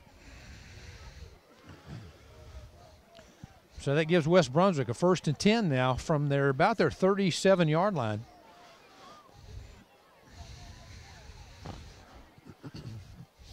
Hand off to Tavon right up the middle, Chris. He's got some room. He's got by the leg there. Looks like first down for West Brunswick up to about their 48-yard line. Yep. I like to see that quick hit right there, right up the middle. It would. I like to see that no-huddle offense get in a rhythm and not take so much time. Just go, because that seemed like that was really working in the first quarter. It does. Second quarter. There it is. Tavon back up the middle again. He's met about a pickup of 2 there for Tavon. It should get him about 2nd and 8 for West Brunswick. Ball spotted, looks like right at the 50-yard line.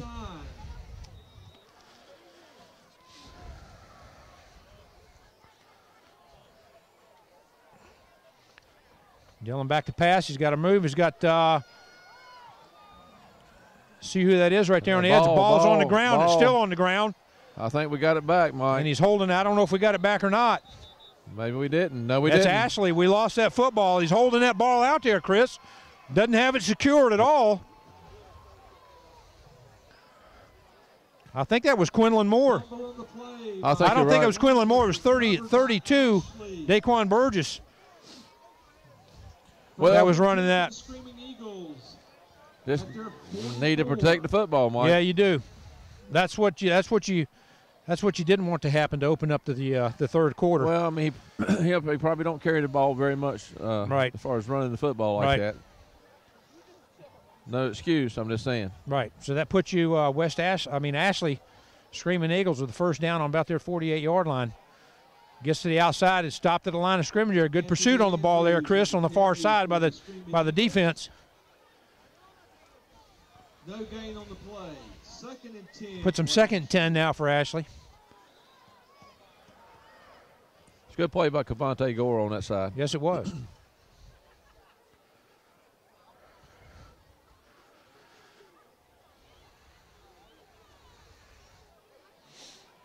I tell you what's become predominant in the high school was what we've seen, Chris, this year is these no-huddle offenses.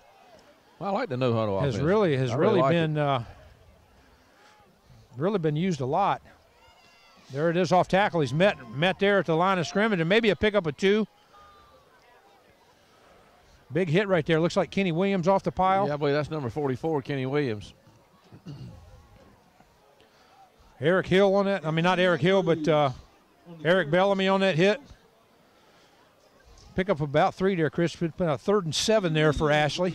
Mike, let's don't forget about that touchdown pass by Ashley here right before the half. Now, if I was them, I'd sure look at it again sometime here. Yeah. And maybe when they get closer to the red zone. Yeah, ball spotted on the Ashley 47-yard line. He's back to pass. He's got pressure, and he's going down, Chris. He goes down. That's a good thing. That's about a 8-yard loss there for Ashley. His receiver had about 3 steps on the free safety over there, so he just didn't have time to find him. Right. And that receiver's telling him right now that he's got his number. He's telling him that I had you beat. So that puts Ashley a 4th and 14 now. They're punting. Defense stepped up there, Chris. Good defense to stand there. Most definitely. Shut them down right there. The ball's on the ground. There's a little bit of a squabble punt right there. They're gonna have to keep. And that's picked up. That's picked up by number 5. He's off to the far side. He's got a blocker in front of him. He's still on his feet, and he gets out of bounds. Finally over there about the Ashley, looks like about the 35-yard line. Now, if he'd have bobbled that ball, he'd have been the worst player out there tonight. Yeah. But, hey, turned it into a good game, good heads-up play. Yes, he did. I don't think anybody around him expected him to do that. So that's great field position for West Brunswick. They definitely need to capitalize on this. 1st and 10 for West Brunswick from the Ashley 35-yard line. Man in motion, Tavon Stanley right up the middle again, Chris, and he's met. About to pick up a 2 there, maybe 3. Tavon Stanley on the carry for the Trojans picks up 2 yards. About 2 yards, puts him about 2nd and 8 now.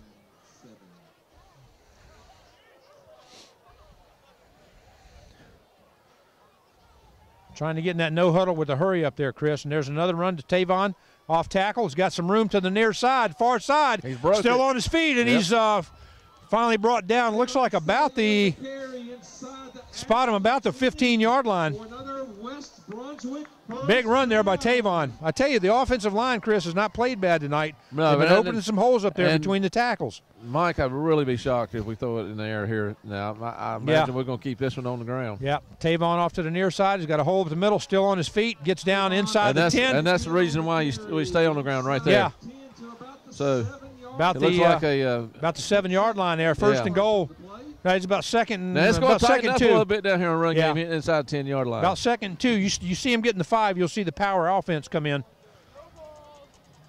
There's Tavon following the lead block there. Desmond Stanley gets up to about the 5-yard line. Well, that guy right there that tackled him just came in from the backside, so he was untouched. Right. Tavon Stanley again on the carry. It gets up to about the 5. That's going to put him 2nd. Should be about 3rd and 2.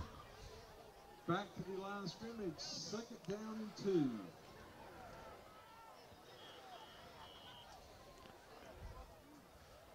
Looks like we got an official timeout here. That's first and goal. That's a first down for first down for West Brunswick. First and goal from the 5.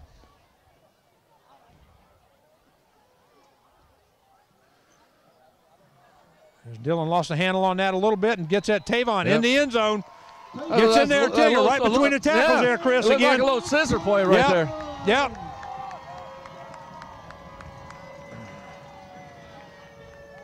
Touchdown West Brunswick there. Nice drive there, running the football the whole time. Yep, running. Hey, look, capitalized off that short kick return there. Yep. Good heads up play by number 5. Yes. That kick is up, and it looks like it's good, and it's not. It must have been wide right. So with 7:19 to go, that's West Brunswick 20. West Brunswick 20, Ashley 14. Well, let's just hope that don't come back and bite us. No. Mike, let's talk about Grissettown Longwood Fire and Rescue. Okay. That's the Christmas light show. It was the Hornet Trail. It's the Christmas light show now. You take a stroll through their first annual walking trail, filled full of Christmas lights and decor. Opening night, 6 o'clock p.m., November the 30th. Open every Wednesday through Sunday until Christmas, weather permitting. Admissions is $5 a person, and under 5 years old is free. Right. You wander through a 1,000-foot walking trail lined with thousands of interactive, glimmering lights and music. And at the end, take a break and watch a light show, listen to the music, watch the train. Kids can watch Christmas videos, and Santa Claus, Mike, at the very end of it. Right around the corner. Yes, sir, man. It is right around the corner. Yes, sir. I hope he comes by and sees me. Absolutely. I've been a good boy this year. That ball is taken by Ashley on about the 12-yard line. He's got a seam up the middle there, Chris, and he gets the ball up to about the 34-yard line. About the 35-yard line of Ashley's where they'll take over 1st and 10. Well, let's see if this defense can repeat what they just did and hold these Screaming Eagles to a 3 and out. Yeah, you're right. We need a different stand, similar stand than what we had last time. Looks like Sherm Fullwood is out as the middle linebacker. Looks like he might be off the field there for a little bit. Got his helmet off. A little bit of jabberjawing going on there after that kick return for these guys. There's a quick pitch to the outside, and there's a missed tackle right there. Kenny Williams had him probably 5 yards in the backfield and couldn't get a handle on him. That's going to put Ashley about should be about 2nd and 7. Face mask by West Brunswick. That's going to be an automatic first down for Ashley. I didn't see that. I did not see that. I didn't see it on the runner. Unless it was after the illegal hands to the face. It's only a 5-yard penalty. It's got to be. That must be what it is. It must be incidental contact. Then it's not. Well, I mean, it's nothing malicious about it. Yeah. That puts them at about a first down and a foot for a first down. Ball just inside their 45-yard line. 6:50 to go in the third quarter.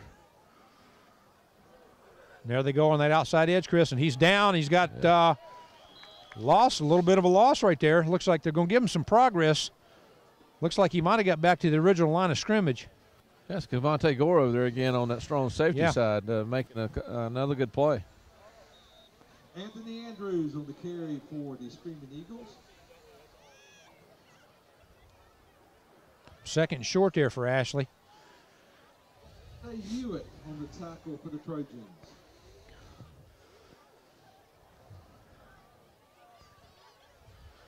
There's that quarterback keeper, a big hole right up the middle there, Chris. That was a big pick up about 5 yards there for Ashley. I don't think he was spending. He leaned in there and just kept going. Yeah. That's a first down for Ashley up to about their 49-yard line. You know what I'm hoping, Mike? I'm hoping my hand warmers don't go cold on me. Well, I'm telling you, we're fortunate that Jennifer and Kat brought these up to us. Oh, I tell you. I'm telling you what, I used one the first half. I'd put double barrel mine. I open them up at the same time. I wish these things had a thermostat on them. I'd turn it up. Quick pitch to the near side, and it looks like he's He's down. Yep. He's down there, Chris. They got it. Kenny Williams got him in the backfield there. Loss of about 4 yards. That put about 2nd and 14 for Ashley. Back on their 45-yard line. The defense is a look. I mean, we're not going to give you this outside. You're going to have to be in between the tackles. So they've done a great job here in this this series right here of containing the outside edge. Right. Good penetration up the field. Yeah. So good job by the defense so far.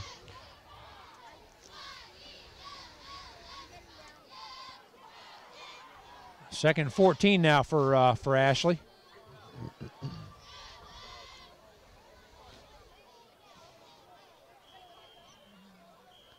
Got a timeout by Ashley.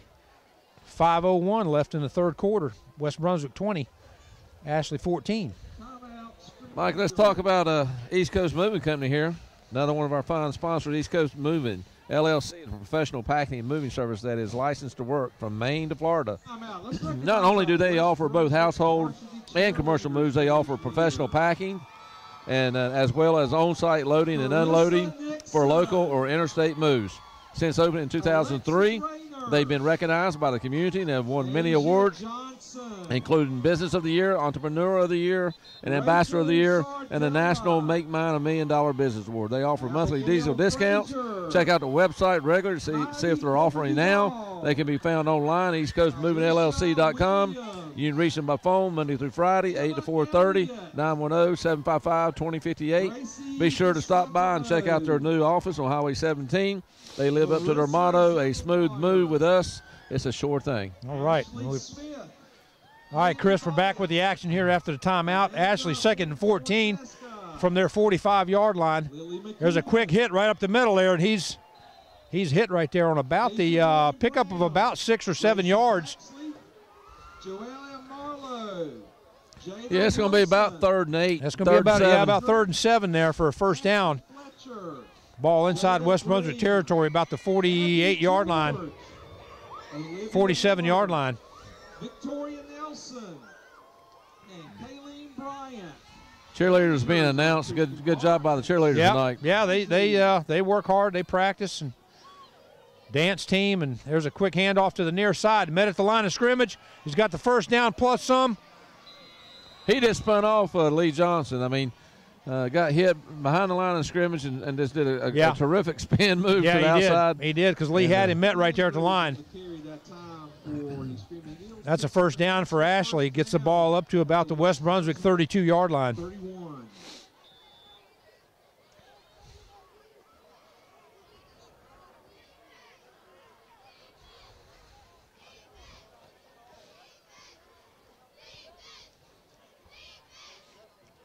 Quarterback keeper up the middle there, Chris. Gain him. Looks like he pick up about 5 yards on that keeper. Yep. Shane Shepard on the carry for the Screaming Eagles. They've run that a few times here in the second half. They must see something right there with that. The way those linebackers are stacking in there.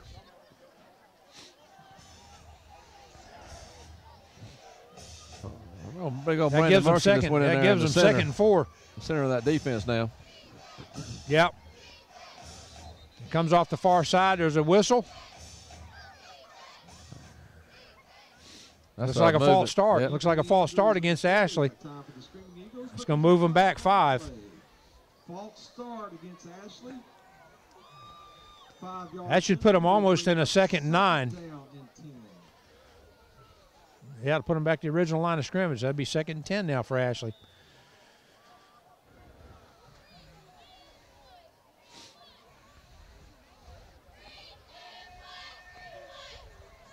It seems like Ashley's having a harder time getting the plays called in. It seems like they're taking a lot longer than they did in the first half, Mike. Right. Tight formation over here on this narrow side. Yeah, it is tight. They got nobody split out. They got a man in motion. Quick pitch to the far side. There's a miss at the line of scrimmage. He gets to the outside edge. He gets the corner turned, and it looks like he's got the first down. Looks like it, Mike. Charles Dent First down to the West Brunswick 20-yard line. Big run there for Ashley. Tell you, Chris, we just not off that corner. We're just not getting the speed over there. Seems like we were pursuing the ball a little bit better in the first half. Yeah, well, defensively on the outside edges anyway. Strong safety came up in the backfield that time and it missed a tackle, but that's just a well executed play by Ashley. Right. Back There's up the middle. Right there, right up the middle again. And somebody had him arm tackled up the top. Well, he had him up around the head, around the head and the shoulder pads, and breaks that tackle, gets down to the 5. Another first down by Ashley. First and goal for Ashley from the West Brunswick 5-yard line. 2 minutes and 40 seconds to go in the third quarter.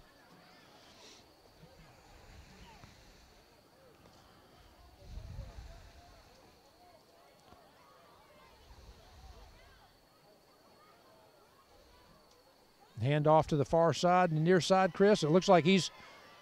They're going to give him like forward progress about the 1. He got something up there, about the 1-yard line.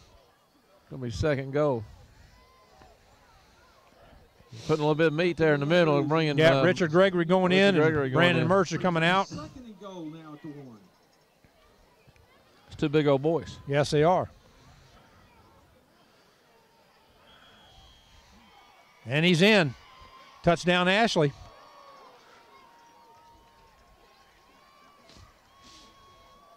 Well, now, here's a I was mentioning Ashley at Laney last Friday scored, Mike, at the very last seconds of the game. Yeah. And was going to tie the game up and missed an extra point and lost by 1. Right. To a very good Laney team. And so, of course, we're on the other end of the stick. We've missed one, and obviously Ashley's got a chance to go up 21-20 here. So see if that's got any bearing on a close ball game. It can have a lot of bearing and could make a difference. Right. Let's hope not. A little bit of movement there. I'll tell you what, Sean had a beat on that one. That's encroachment. Offside on defense, yeah. That's encroachment. Offside penalty on the Trojans. I'll tell you what, Sean had a beat on that ball. He had probably taken the ball and the holder's helmet. For Ashley Rather. Well, Seth Kajowski on for the extra point for the Screaming Eagles.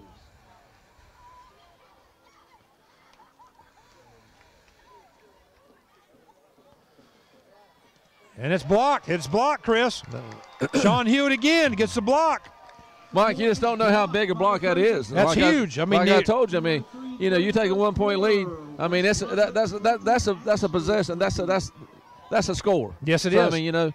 you either got to score a field goal or a touchdown. So in a tight ball game, big block by Sean. Right. And he's been close all year long. And I think that's second one maybe here in the last 2 games, 3 games. Yeah. Yep. If I'm a coach, and maybe you just fail to look at special teams tapes sometimes, you get caught up in the big stuff. Yeah. But if I'm a coach and I see number 1 down there coming so close, hey, I'm making sure I'm double teaming him. Off the line. Yeah. Because he's getting a good start off of there. 2:03 left to go in the third quarter. It's West Brunswick 20 and Ashley 20.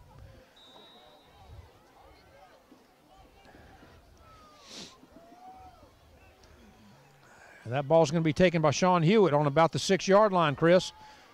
He's got a little bit of a seam. He's got some guys. He's up the middle. There's a flag coming in. He's still on his feet. Gets up to about the 39-yard line.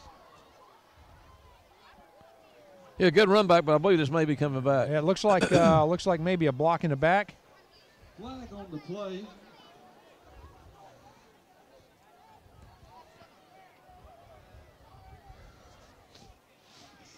We'll see what the call is.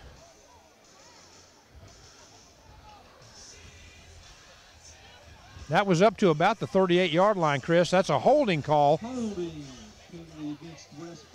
Holding on West Brunswick. That's going to be 10 yards back. That's going to start them. 10 yards spot of the foul. Start them down around. Well, they got the ball spotted about the 35-yard line. 25. 25. I'm sorry. Yeah, 25-yard line. That's where West Brunswick will take over 1st and 10.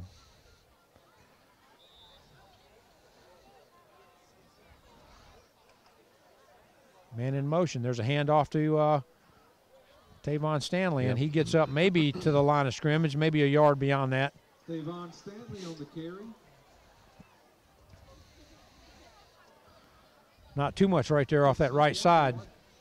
No, that big old 73 for Ashley. He's plugging that middle up right there. He was over. He's all over on top of that. Yes, he was. That puts West Brunswick, let's say 2nd and 9. I'm running away from him. He's getting a good little push there. There's Dillon. He's got the first down plus some. He's still on his feet. Still got He's the outside. outside edge. He's got some blockers, Chris. He needs to keep that ball tucked in. He's still on his feet. Gets that ball. Big run by Dillon. Good blocking downfield. Yeah, big run there, Big Mike. run by Dillon. Gets the ball up to the Ashley, about the 44-yard line. That just makes a statement right there. Huge run by Dillon. Gargousis on the carry picks up 22 yards and another West Brunswick first down. I thought he was going to get that outside there for a minute and be gone. I thought he was. He cut it back inside. He picked up probably 3 or 4 good blocks downfield. Yeah. He picked his way through there. That play's worked all night here for them. That big 73 got turned in by number 60, Josh DeSpirito, and it cut back against the grain. Tavon Dillon back to pass. There's a quick hit right there to I. James Daniels. He gets the ball, and he's still on his feet, backing up. Gets down to about the looks like they're going to spot it about the 35-yard line. That's not a bad time to throw the football on first down. No. Right. That's a good time for me. Well, and that pass in the flat, both sides has been effective for him all night long. It's been there. Hey, that's a good 9-yard pickup right there on that play. That like that call. West Brunswick 2nd and 1. Tavon up the middle gets the first down. Plus he's still going. Now, one thing that completed pass did on first down. I mean, it puts you in short yardage situation. You're going back to your run. Well, yeah, you know, so moving the sticks. Right. And now 11 seconds left. I don't know if they're going to get another play off. Well, it's 7 seconds to go there. Ball spotted on the 30-yard line. They're going to get it. They're going to get it off there. There's Tavon up the middle. He's met right there at the line of scrimmage.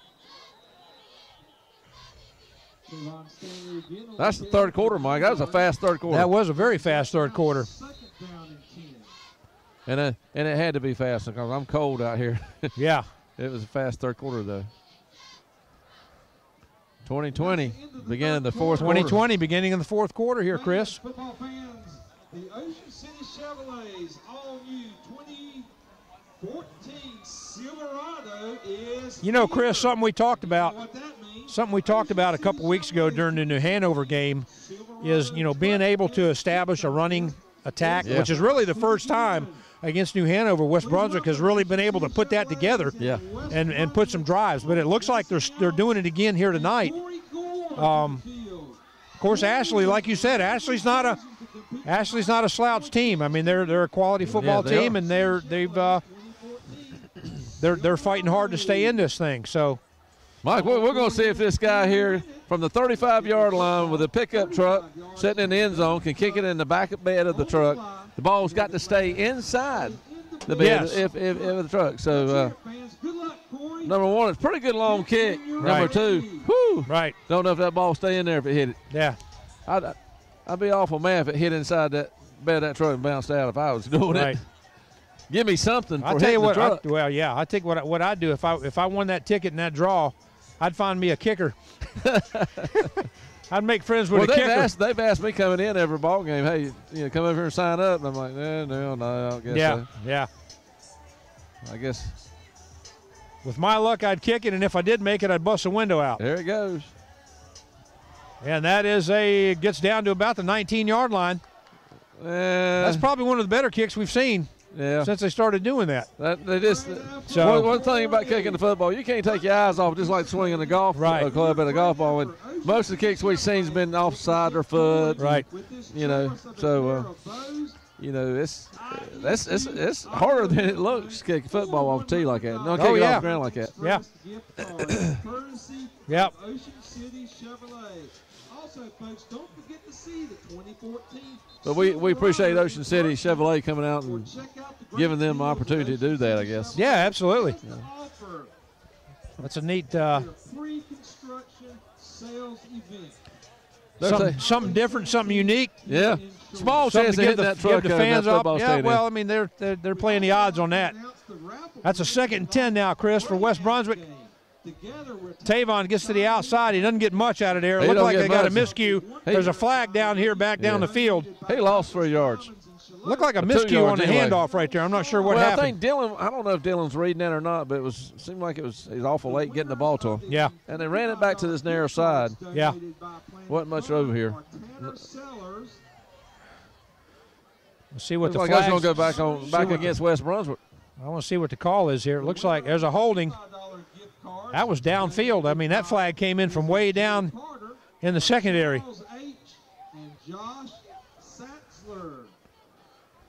Stone Davis would like to thank everyone for their help and generosity. Tonight, the West Brunswick Trojans tackled childhood brain cancer. All right, Chris, so that puts West Brunswick now second and about, what, 22? Woo! Second and 22 from about their 42. Second 20, close to 25, 24, 25. Dylan back to pass. He's looking downfield. He's got trips. He's got protection. He's got a Jai James out in the middle, and he just went right through his hands. The ball was there. It looked like the pass was there. Yeah, it was right over his outside just shoulder. Just went over his outside shoulder where it should have been. I don't know if he lost he that just ball couldn't make the catch. Or that's a hard catch over the top of his shoulders like that. But that's a catch you have to make, though. Yes, it is. I mean, you got to make that. That puts him now third down. So you got trips to the far side again for West Brunswick. One to the near side. Dylan back to pass. He's got protection. He's got some pressure. He gets a man out there, and that is overthrown. That is intended for Daquan Burgess. That puts him 4th down. Yeah, that's definitely a punting situation here, Mike. And, they was getting close to the red zone down there. And I would say it's penalty. Well, they're going, 4th down now for the Trojans. You got 11-13 to go with a tie ball game, and some penalties hurt you. You're going in the wrong direction. Yes, it did. Dylan gets that punt off, and that down there. If he can get down there, we can down that inside the goal line. Downside, don't let it. That ball's down on the 1 yard line. Yes, it Good is. coverage there by Dylan Howard down there. Yeah, I thought 1 foot went in the end zone there for a minute. Yeah, so did I. Screaming Eagles will take over on their own 1. Dylan being the long snapper, he's allowed to run down there as soon as the ball snaps. Yeah. The other guys have to wait till it's punted, so he's down there down on that ball. That's a good move by Dylan Howard. So the defense has a task, Chris. They got to go 99 yards. They got 11:04 on the clock. The defense needs a stop here. Fumble in the end zone with the recovery would be good, and there's a keeper for the quarterback. Yep. Goes through that dive hole, follows that fullback through that dive hole again. Yep. That's been effective for him most of the night. Ashley picks up 5 yards. So that's a second. That's a 2nd and 5 for Ashley. On their own 6 yard line.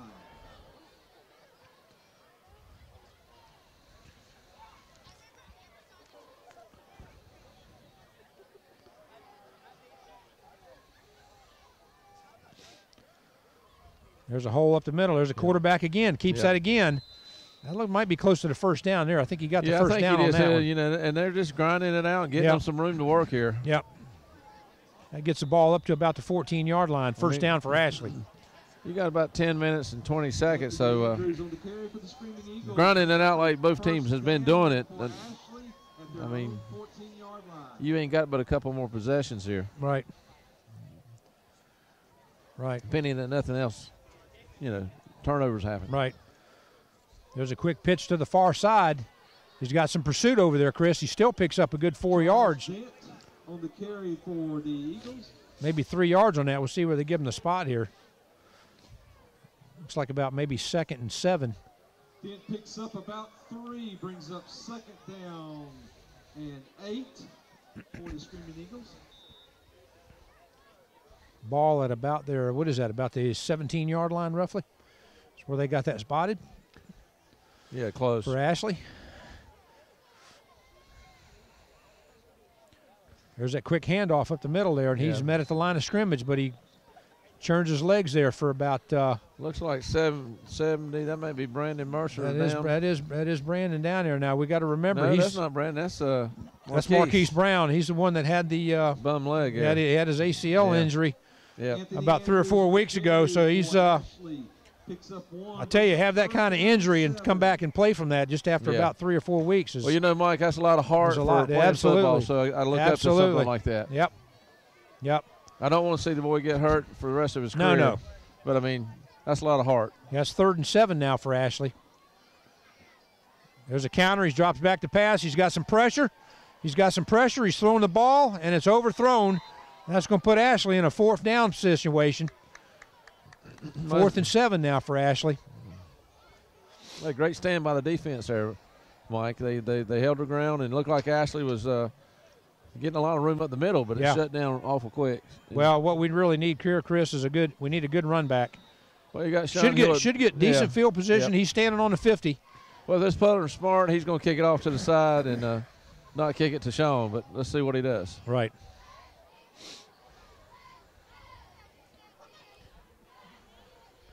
It's a short punt, It's going to roll. It is short. That's going to be down on about the 46-yard line of Ashley. So good field position for West Brunswick. Starting in Ashley's territory. Mike like to eat up about, I don't know, 5 minutes. Grinding it on down the field. Scoring, leaving only about 4 minutes on the clock. I mean, that's perfect scenario, I know. I'm just talking. Right. But so that's a 1st and 10 for West Brunswick. Of course, hey, like I said, you grinding out like that, you got to end it in a score. Right.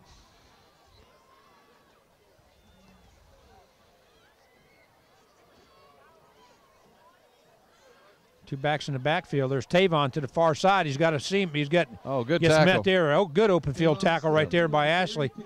Defender picks up about a 3-yard gain there. That's going to put him 2nd and 7 from about the Ashley 45-yard line. Yep. Shaquem Hill in the backfield now with Tavon Stanley. Well, now you get him some open field running, and you'll see something. You may see him getting something like a little quick pitch out there. Yep. There it is. Nope. There's a cross right there that comes back to Dillon's got that keeper. He cuts it back inside. He's got the 1st down. He's still going. He's got a pile right there on him. Are you talking about Shaquem? I mean, they faked it over there to Shaquem. He kept it back over to this left side. And found some good space to run in there. So that's a 1st down, West Brunswick Trojans. Yeah. That puts the ball down to the Ashley about the 34-yard line.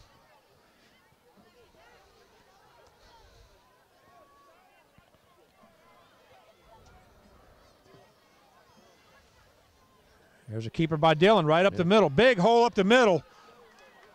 Almost to the 1st down marker there, Chris. I think he might have that where they gave him the spot. So quick, he couldn't hardly pull that ball back fast enough for Tavon to take off on the middle. Huge hole right up the middle there. Huge hole. Inside the 25 and about the 23 of the Screaming Eagles.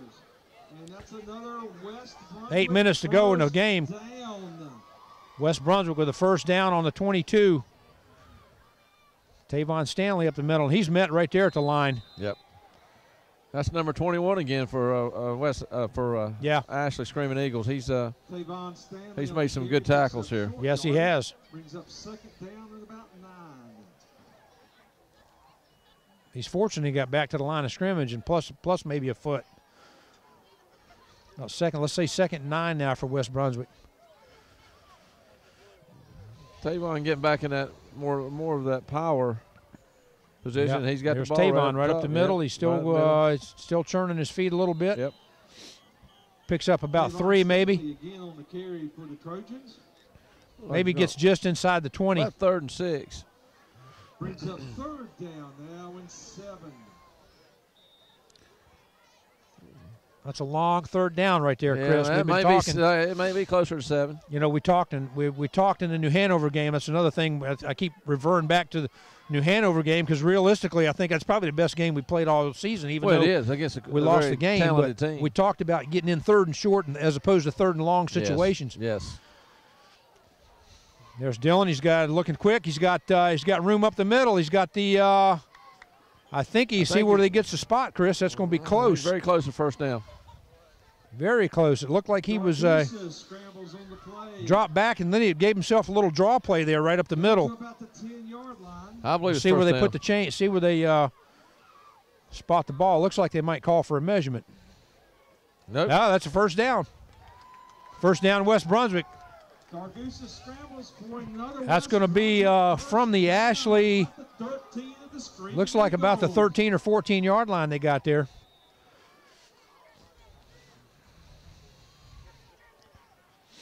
Ooh, Mike, it's playing out like I wanted it to. 6 minutes and 5 seconds and counting. Finish this drive about 4. About 3 minutes would be fine with me. Just Yeah, grind it you need to. You can't give them too much time on the clock. There's a quick hit by Dillon. He gets out to the far side. He's got to the outside edge. He's still on his feet.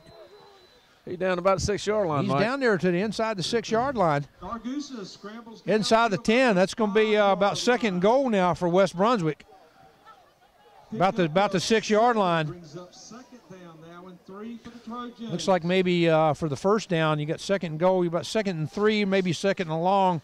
About second and 4 almost for a first down. Run defense is definitely going to tighten up for the Ashley, as you can see it happening right now. Right. And so, well, you're in your power. You're in your power now. They're expecting it. You're in your power, and there's a handoff, and Look there's a at there. wide out. Desmond Look at there. Stanley. Look at there. Touchdown. Oh, and he drops the pass. James Daniel had that wide open in the end zone and drops the pass. Well, you know. Daniels brings up third down now for the Trojans. That wasn't James Daniel. That was Sherm Fullwood. That was a good call. That was an excellent call. I like that call. That hit him right in the hands. It hit him in a bad spot. Yep. I mean, he was wide open. Yep. I guess that was James. I can't tell if that was James that caught that or I thought Sherm Fullwood goes in on the jumbo package. I think that came out of the tight end positions. I think that was Fullwood. I think that was Fullwood. So that gives them third and 4 now. There's Tavon off the other side, and he is. He's got the first down because he's got room for the first down. They ain't no refs calling it. Nobody's saying anything right this minute. They're going to spot it short. But he's got that ball at the 1-yard line. That's a first and goal. Yes, it is. First and goal from the 1. Yes, it is. Eagle 1-yard line. This is going to be a quarterback sneak. That's a touchdown West Brunswick, although I don't see the signal. Touchdown. And that is touchdown West Brunswick.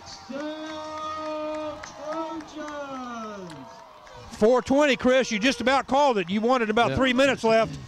About minute 50, minute 52. 4:52 on the clock. West Brunswick 26, Ashley 20. I tell you, your defense really needs to step up now. Oh, yeah. Well, this is a critical extra point here, too. So yes, it is. We've already seen 2 miss tonight. Yep.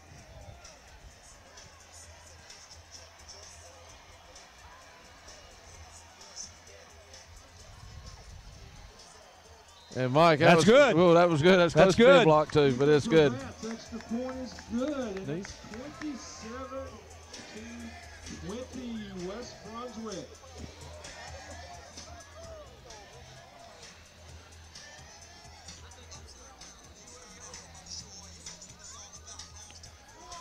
Mike, let's talk about the Fuzzy Peach. Okay.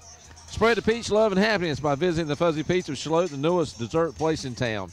Located in Charlotte Plaza Shopping Center, the Fuzzy Peach is open from 12 to 10 Mondays through Saturdays and from 1 to 9 on Sundays to fulfill all your fro-yo cravings. Simply fill up your cup and top it off with as many toppings as you can think of. Find specials in the Brunswick Beacon, the Coastal Clipper, or be seen around town with the Fuzzy Peach car decal and get a free cup card.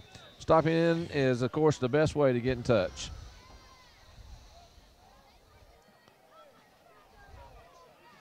The ball picked up, Chris, on about the, looks like about the 15-yard line. He gets that ball for Ashley up to, looks like about the 29-yard line where Ashley will take over first and 10. Mike, we also want to mention about Fuzzy Peaches. You can also call them at 755-FUZZ or 3899 or by going by at facebook.com /Fuzzy Peach Charlotte. And the Fuzzy Peach also has gift cards, Mike, punch cards for the regular visitors, and T-shirt Tuesdays where you can get 15% off by wearing your Fuzzy Peach T-shirt to the shop on Tuesdays. Nice. Nice. Good stuff there at the Fuzzy Peach. All right, Chris, we got 4:46 left in the game. Ashley's got the ball about their 29-yard line, and there's a big pickup by Ashley right there. Big pickup about 6, almost 7 yards on that run. Yeah, that's a quarterback just reading it and keeping the ball and a good 6 yards. That's put Ashley about 2nd and 4 now from about their 36. And that's what you want, Mike. I mean, you want those 2nd and 4s and, you know, short thirds. Yep. So let's go. There's the ball's on the ground, and he just picked that up, and it looks like he maybe got back to the original line of scrimmage. On the play, recovered by Shane Shepard for Ashley.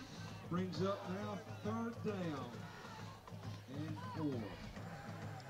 It's going to be interesting if they don't get this first down here on 3rd down, Mike, with 3:54 and counting. Yeah. Maybe enough time to punt the ball and get a good defensive stand, or whether or not they'll go for it on 4th. So yeah, that should be 3rd and 4 now. Yeah.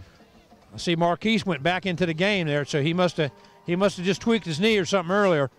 He's back in there at that nose guard spot. Clock running at 3:30 left in the game. Quick handoff. He's got the outside edge, Chris, and he's looks like he's got the first down. He's over the 40-yard line, Mike. First down for Ashley. They keep moving the chains. Anthony Andrews on the carry for the Screaming Eagles out to the 40-yard line. Up to just outside their 40-yard line for Ashley, 1st and 10.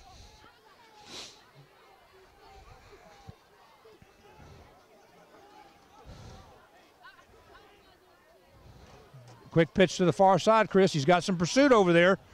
Still gets looks like about 3-yard pickup on that play. For the Screaming Eagles. I tell you something they got some decent blocking on the outside edge over there, because those pitches, they've gained yardage every time they've done that. Yeah. 2nd down and That puts about 2nd and 7 now for Ashley. Ball on about their 44-yard line.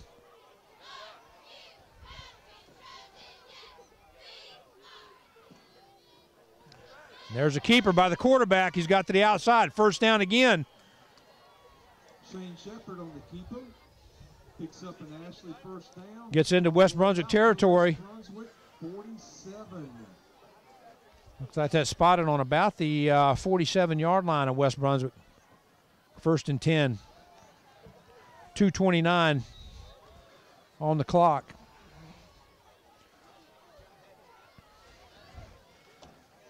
Quick handoff. He's met at the line of scrimmage there, Chris, and he's down there. Yeah, he's down. I don't think he even got a yard. Nope.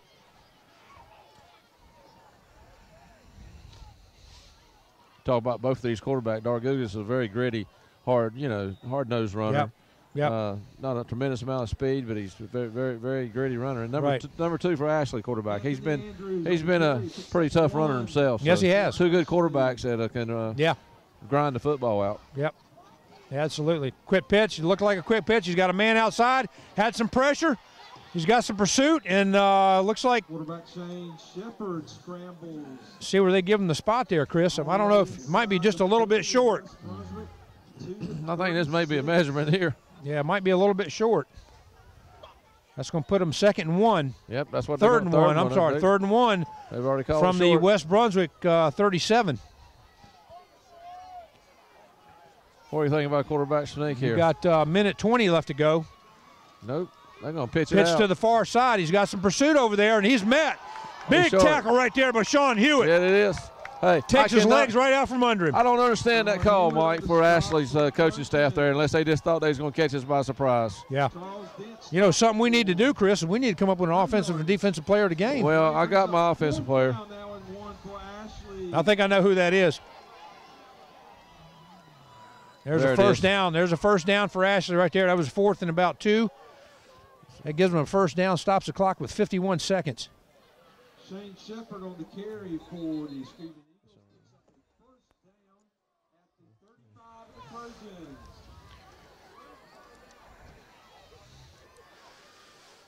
It's going to be first down for Ashley. The ball spotted. Looks like they got it spotted right on the West Brunswick 35-yard line.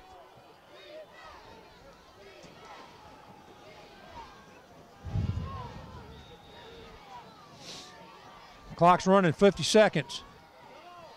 Man in motion, back to pass, Chris. He's back to pass. He's got a man downfield, wide open. Wide open. Touchdown, Ashley. Ashley. Shane Shepard's pass to Stephon Russell. Lee Johnson on that coverage, so you got a linebacker covering out that flat right there. He just couldn't hang with him. I think he actually fell down, and it was ended up being wide open. 40 seconds to go on the clock. Timeout, Ashley. It's going to be huge. Timeout, Ashley.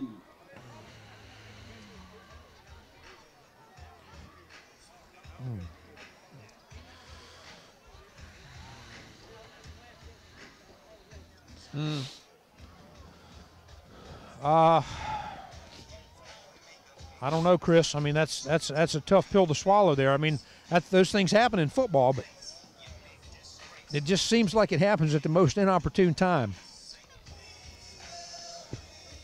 You know, you got 40 seconds I think left on the Ashley's clock. thinking about, do we go for 2 in this win, or do we go ahead and tie it up? Yeah. And I really think that's what they took that time. Well, they probably they got to decide that. I mean, because if you get this blocked, if you get this blocked again by Sean Hewitt, that's going to be huge. Well, I mean, obviously, if I was coach, if I'm going to kick this extra point, I'm going to put somebody on Sean Hewitt. Right. He's not going to get to my ball. Right. But I thought there was a possibility to go for 2, but they're not. They're going to kick it. Right. You need to get him lined up where he's got a free shot. You got 40 seconds to go. That's going to be this is for the extra point to tie the game right here. And then it is, and it's up. And it's up, and it is no good. It's no good, Chris. He missed that off to the right side. Unbelievable. We talked about Unbelievable. this. The same way they lost the game against Laney, they have come back tonight on the next Friday night, Mike, and it has come back and done the same thing. Yeah, absolutely. How could that happen? I don't know. I'll be honest with you, I'm glad it did, but I don't know how it can happen. But, I mean, that is just unbelievable. Unbelievable that happens to you two Fridays in a row. Yeah. The kicker's got to be, the field goal kicker's got to be this devastated. Yep.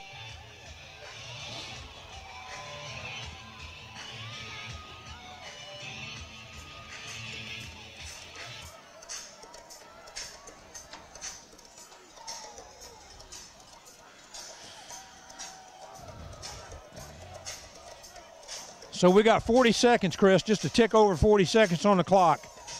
West Brunswick 27, Ashley 26 after the missed extra point. Pretty good job.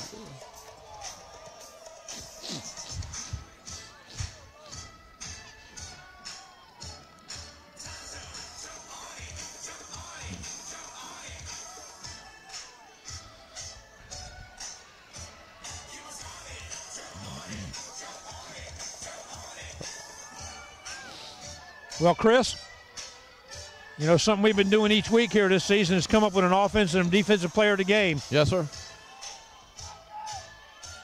Ashley on for the onside kick. Sean Hewitt gets that ball, and they got a timeout. Last-minute timeout by Scott Frazier for West Brunswick. 37.9 seconds to go. But our offensive player this week, Chris, we could have gone with a couple different players. Sure we could have. It's always a tough decision. It's a tough decision, but this week we're going to go with Tavon Stanley, number 4. Big running game tonight, a couple touchdowns. Yeah, And, he really played good tonight. Ground the ball out. Honorary mention on that's got to be Dylan Dargusa, quarterback. Another good choice. Excellent ball game for him. We could have gone either way on that. Defensive player tonight, had a couple guys in that category too we could have got, but I think Cavante Gore, number 10, plays a strong safety spot, made some key tackles. I think he made a couple key tackles, Mike, and he did a good job of containing that outside.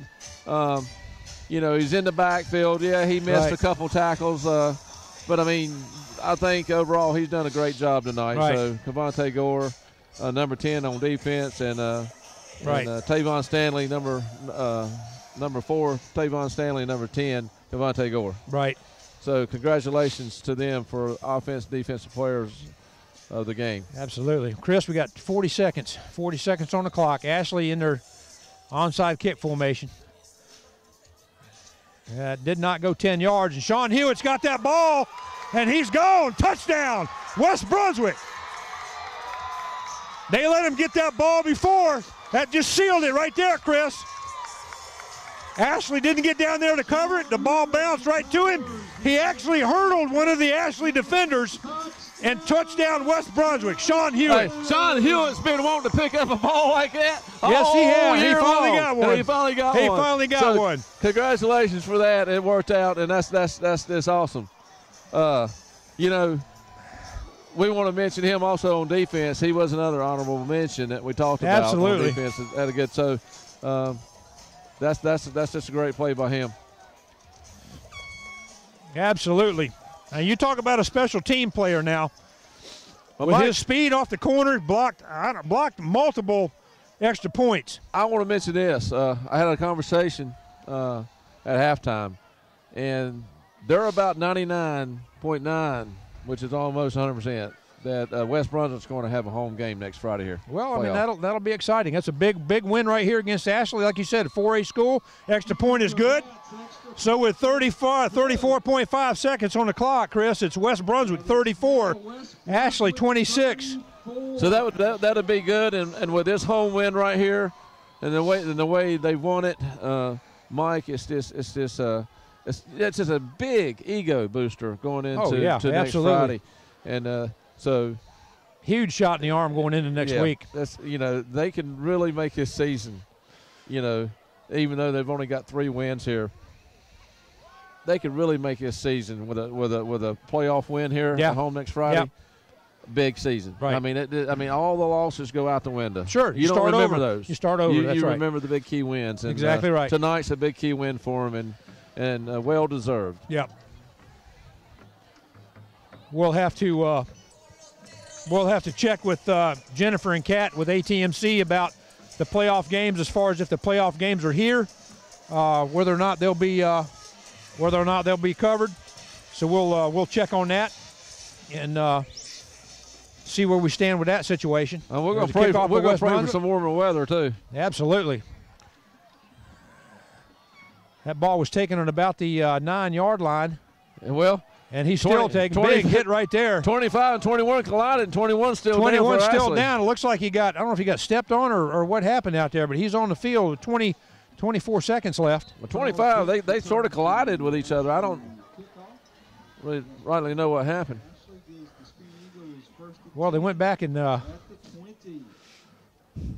not sure what happened there, Chris, to be honest with you. I tell you, Chris, we got 24 seconds left. We just want to mention the fact that these games are brought to you by ATMC TV, as well as East Coast Moving, Grissetown Longwood Fire and Rescue, and the Fuzzy Peach of Shallotte. And you can find out more about these sponsors by visiting atmctv.com. Also, remember, DVDs of each game are for sale for $10 each. To purchase a DVD, stop by the game beforehand or email atmctv at atmc.coop. Yes. And I tell you, Chris, this is our 3rd year doing this. Yes, sir. It's been a blast. Every year it gets better, and we just appreciate the fact that ATMC gives us the opportunity to do. We've mentioned this before. We're going to be here anyway. Yes. We've got kids playing in the game, and it's just something we both enjoy doing. Yes.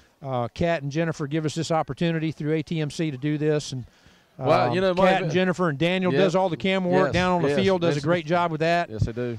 And I tell you, I don't know about you, but I'm looking forward to next year already. Well, we have a good time. Absolutely. Now we just hope our home people that viewing us have a good time listening to us. Well, we hope so. I tell some people it's like 2 country pumpkins up there talking about football. Well, sometimes. that's okay. But I'm waiting for ESPN to give me a call, but nobody's gave me a call. But I may have to contact them. Well, we may just have to stay right here as long as they'll let us. So we might bring Kat along with us. You think we bring her with us? Yeah. As long as they'll keep us, we'll be here, I guess. Yeah. So. Yeah.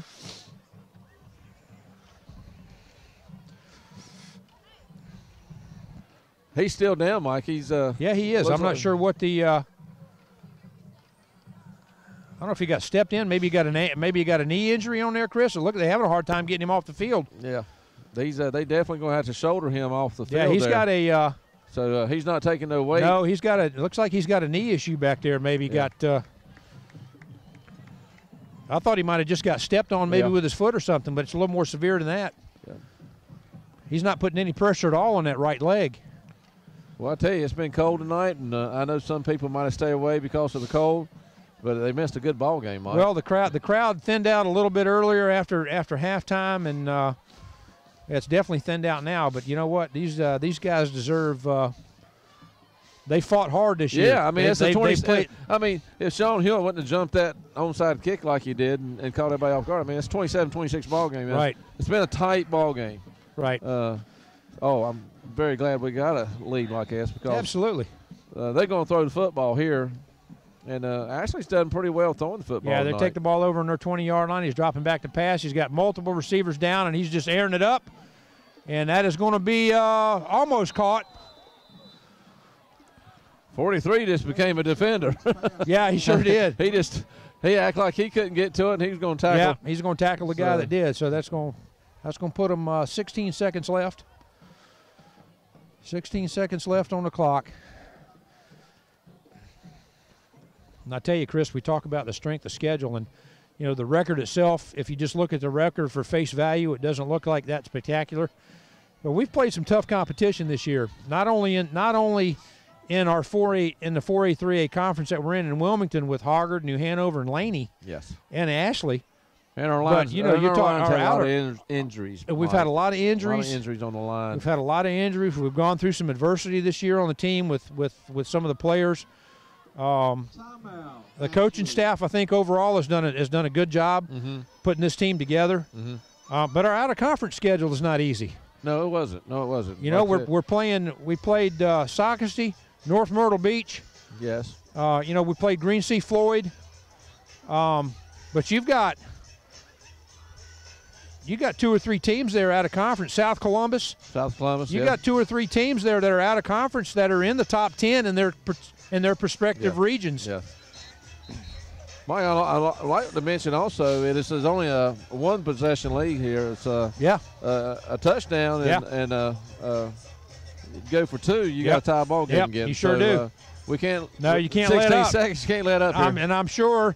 I hope that's what Coach Frazier is telling them down there. Well, you got the backs playing back about 10 to 12 yards. They're giving a little more cushion than normal. Safety playing back about 15, 16 yards. They're dropping back. They got trips. They got guys cutting across the middle. They got one down the sideline who is wide open, and that is Sean Hewitt picked that off, and I think he caught it off the bounce. No, it came off Sean's hands. Came off his hands, and he picked it up. He's got it down to about the 36-yard line. So now they got a chance to put this thing in the end zone. So 7.3 seconds. You got this ball game's not over, Mike. No, it's not. Hang on, fans. It is not over yet. Clock starts at 6 seconds, and they do a spike. They stop the ball with 5 seconds left on the clock. So what do you think this play is going to be? Well, it's going to be in the end zone. Yes, it is. So, I mean, you know, it's sort of a Hail Mary, and get up there and see if you get pass interference or just out-jump somebody. Yep. So, I mean, if you got a tall receiver, obviously you want to try to. Well, and I think you had that. I think you had that on the far side. Even though Sean got the jump on the ball, he didn't pull it down. And like you said, it deflected off his hands and went right into the numbers of their receiver on the far side. And he's back to pass. He's got some pressure, but he steps up in the pocket, and there's a man in the end zone. And, boy, he almost caught that again. That's ball game. That's the ball game. West Brunswick 34, Ashley 26. Brunswick 34, Ashley 26. And Chris, as we said before, we'll find out tomorrow about the playoff picture. Well, and see if we'll be back here at home or if we'll be away. I've been told that there's a 99% chance that we will get a playoff. Playoffs here at West Brunswick. With that being said, Chris, another good year, and if we're home, we might see you next week. If not, we'll definitely see you next season. Hey, enjoyed it, Mike. I've had a great time this season. Absolutely. And, I'm happy the way West Brunswick ended it here tonight with a win against a 4A opponent. Right. Right. Fourth place in the division. Yep. Ashley will move to fifth, and of course South Brunswick with 0 wins is in the cellar at 6. So congratulations to West Brunswick for finishing 4th and finishing behind 3 strong teams, Hoggard, New Hanover, and Laney. Absolutely. So I think we've done well this first season in the Mid-Eastern Conference. Yeah, look forward to next season. Thank you. We'll see you then.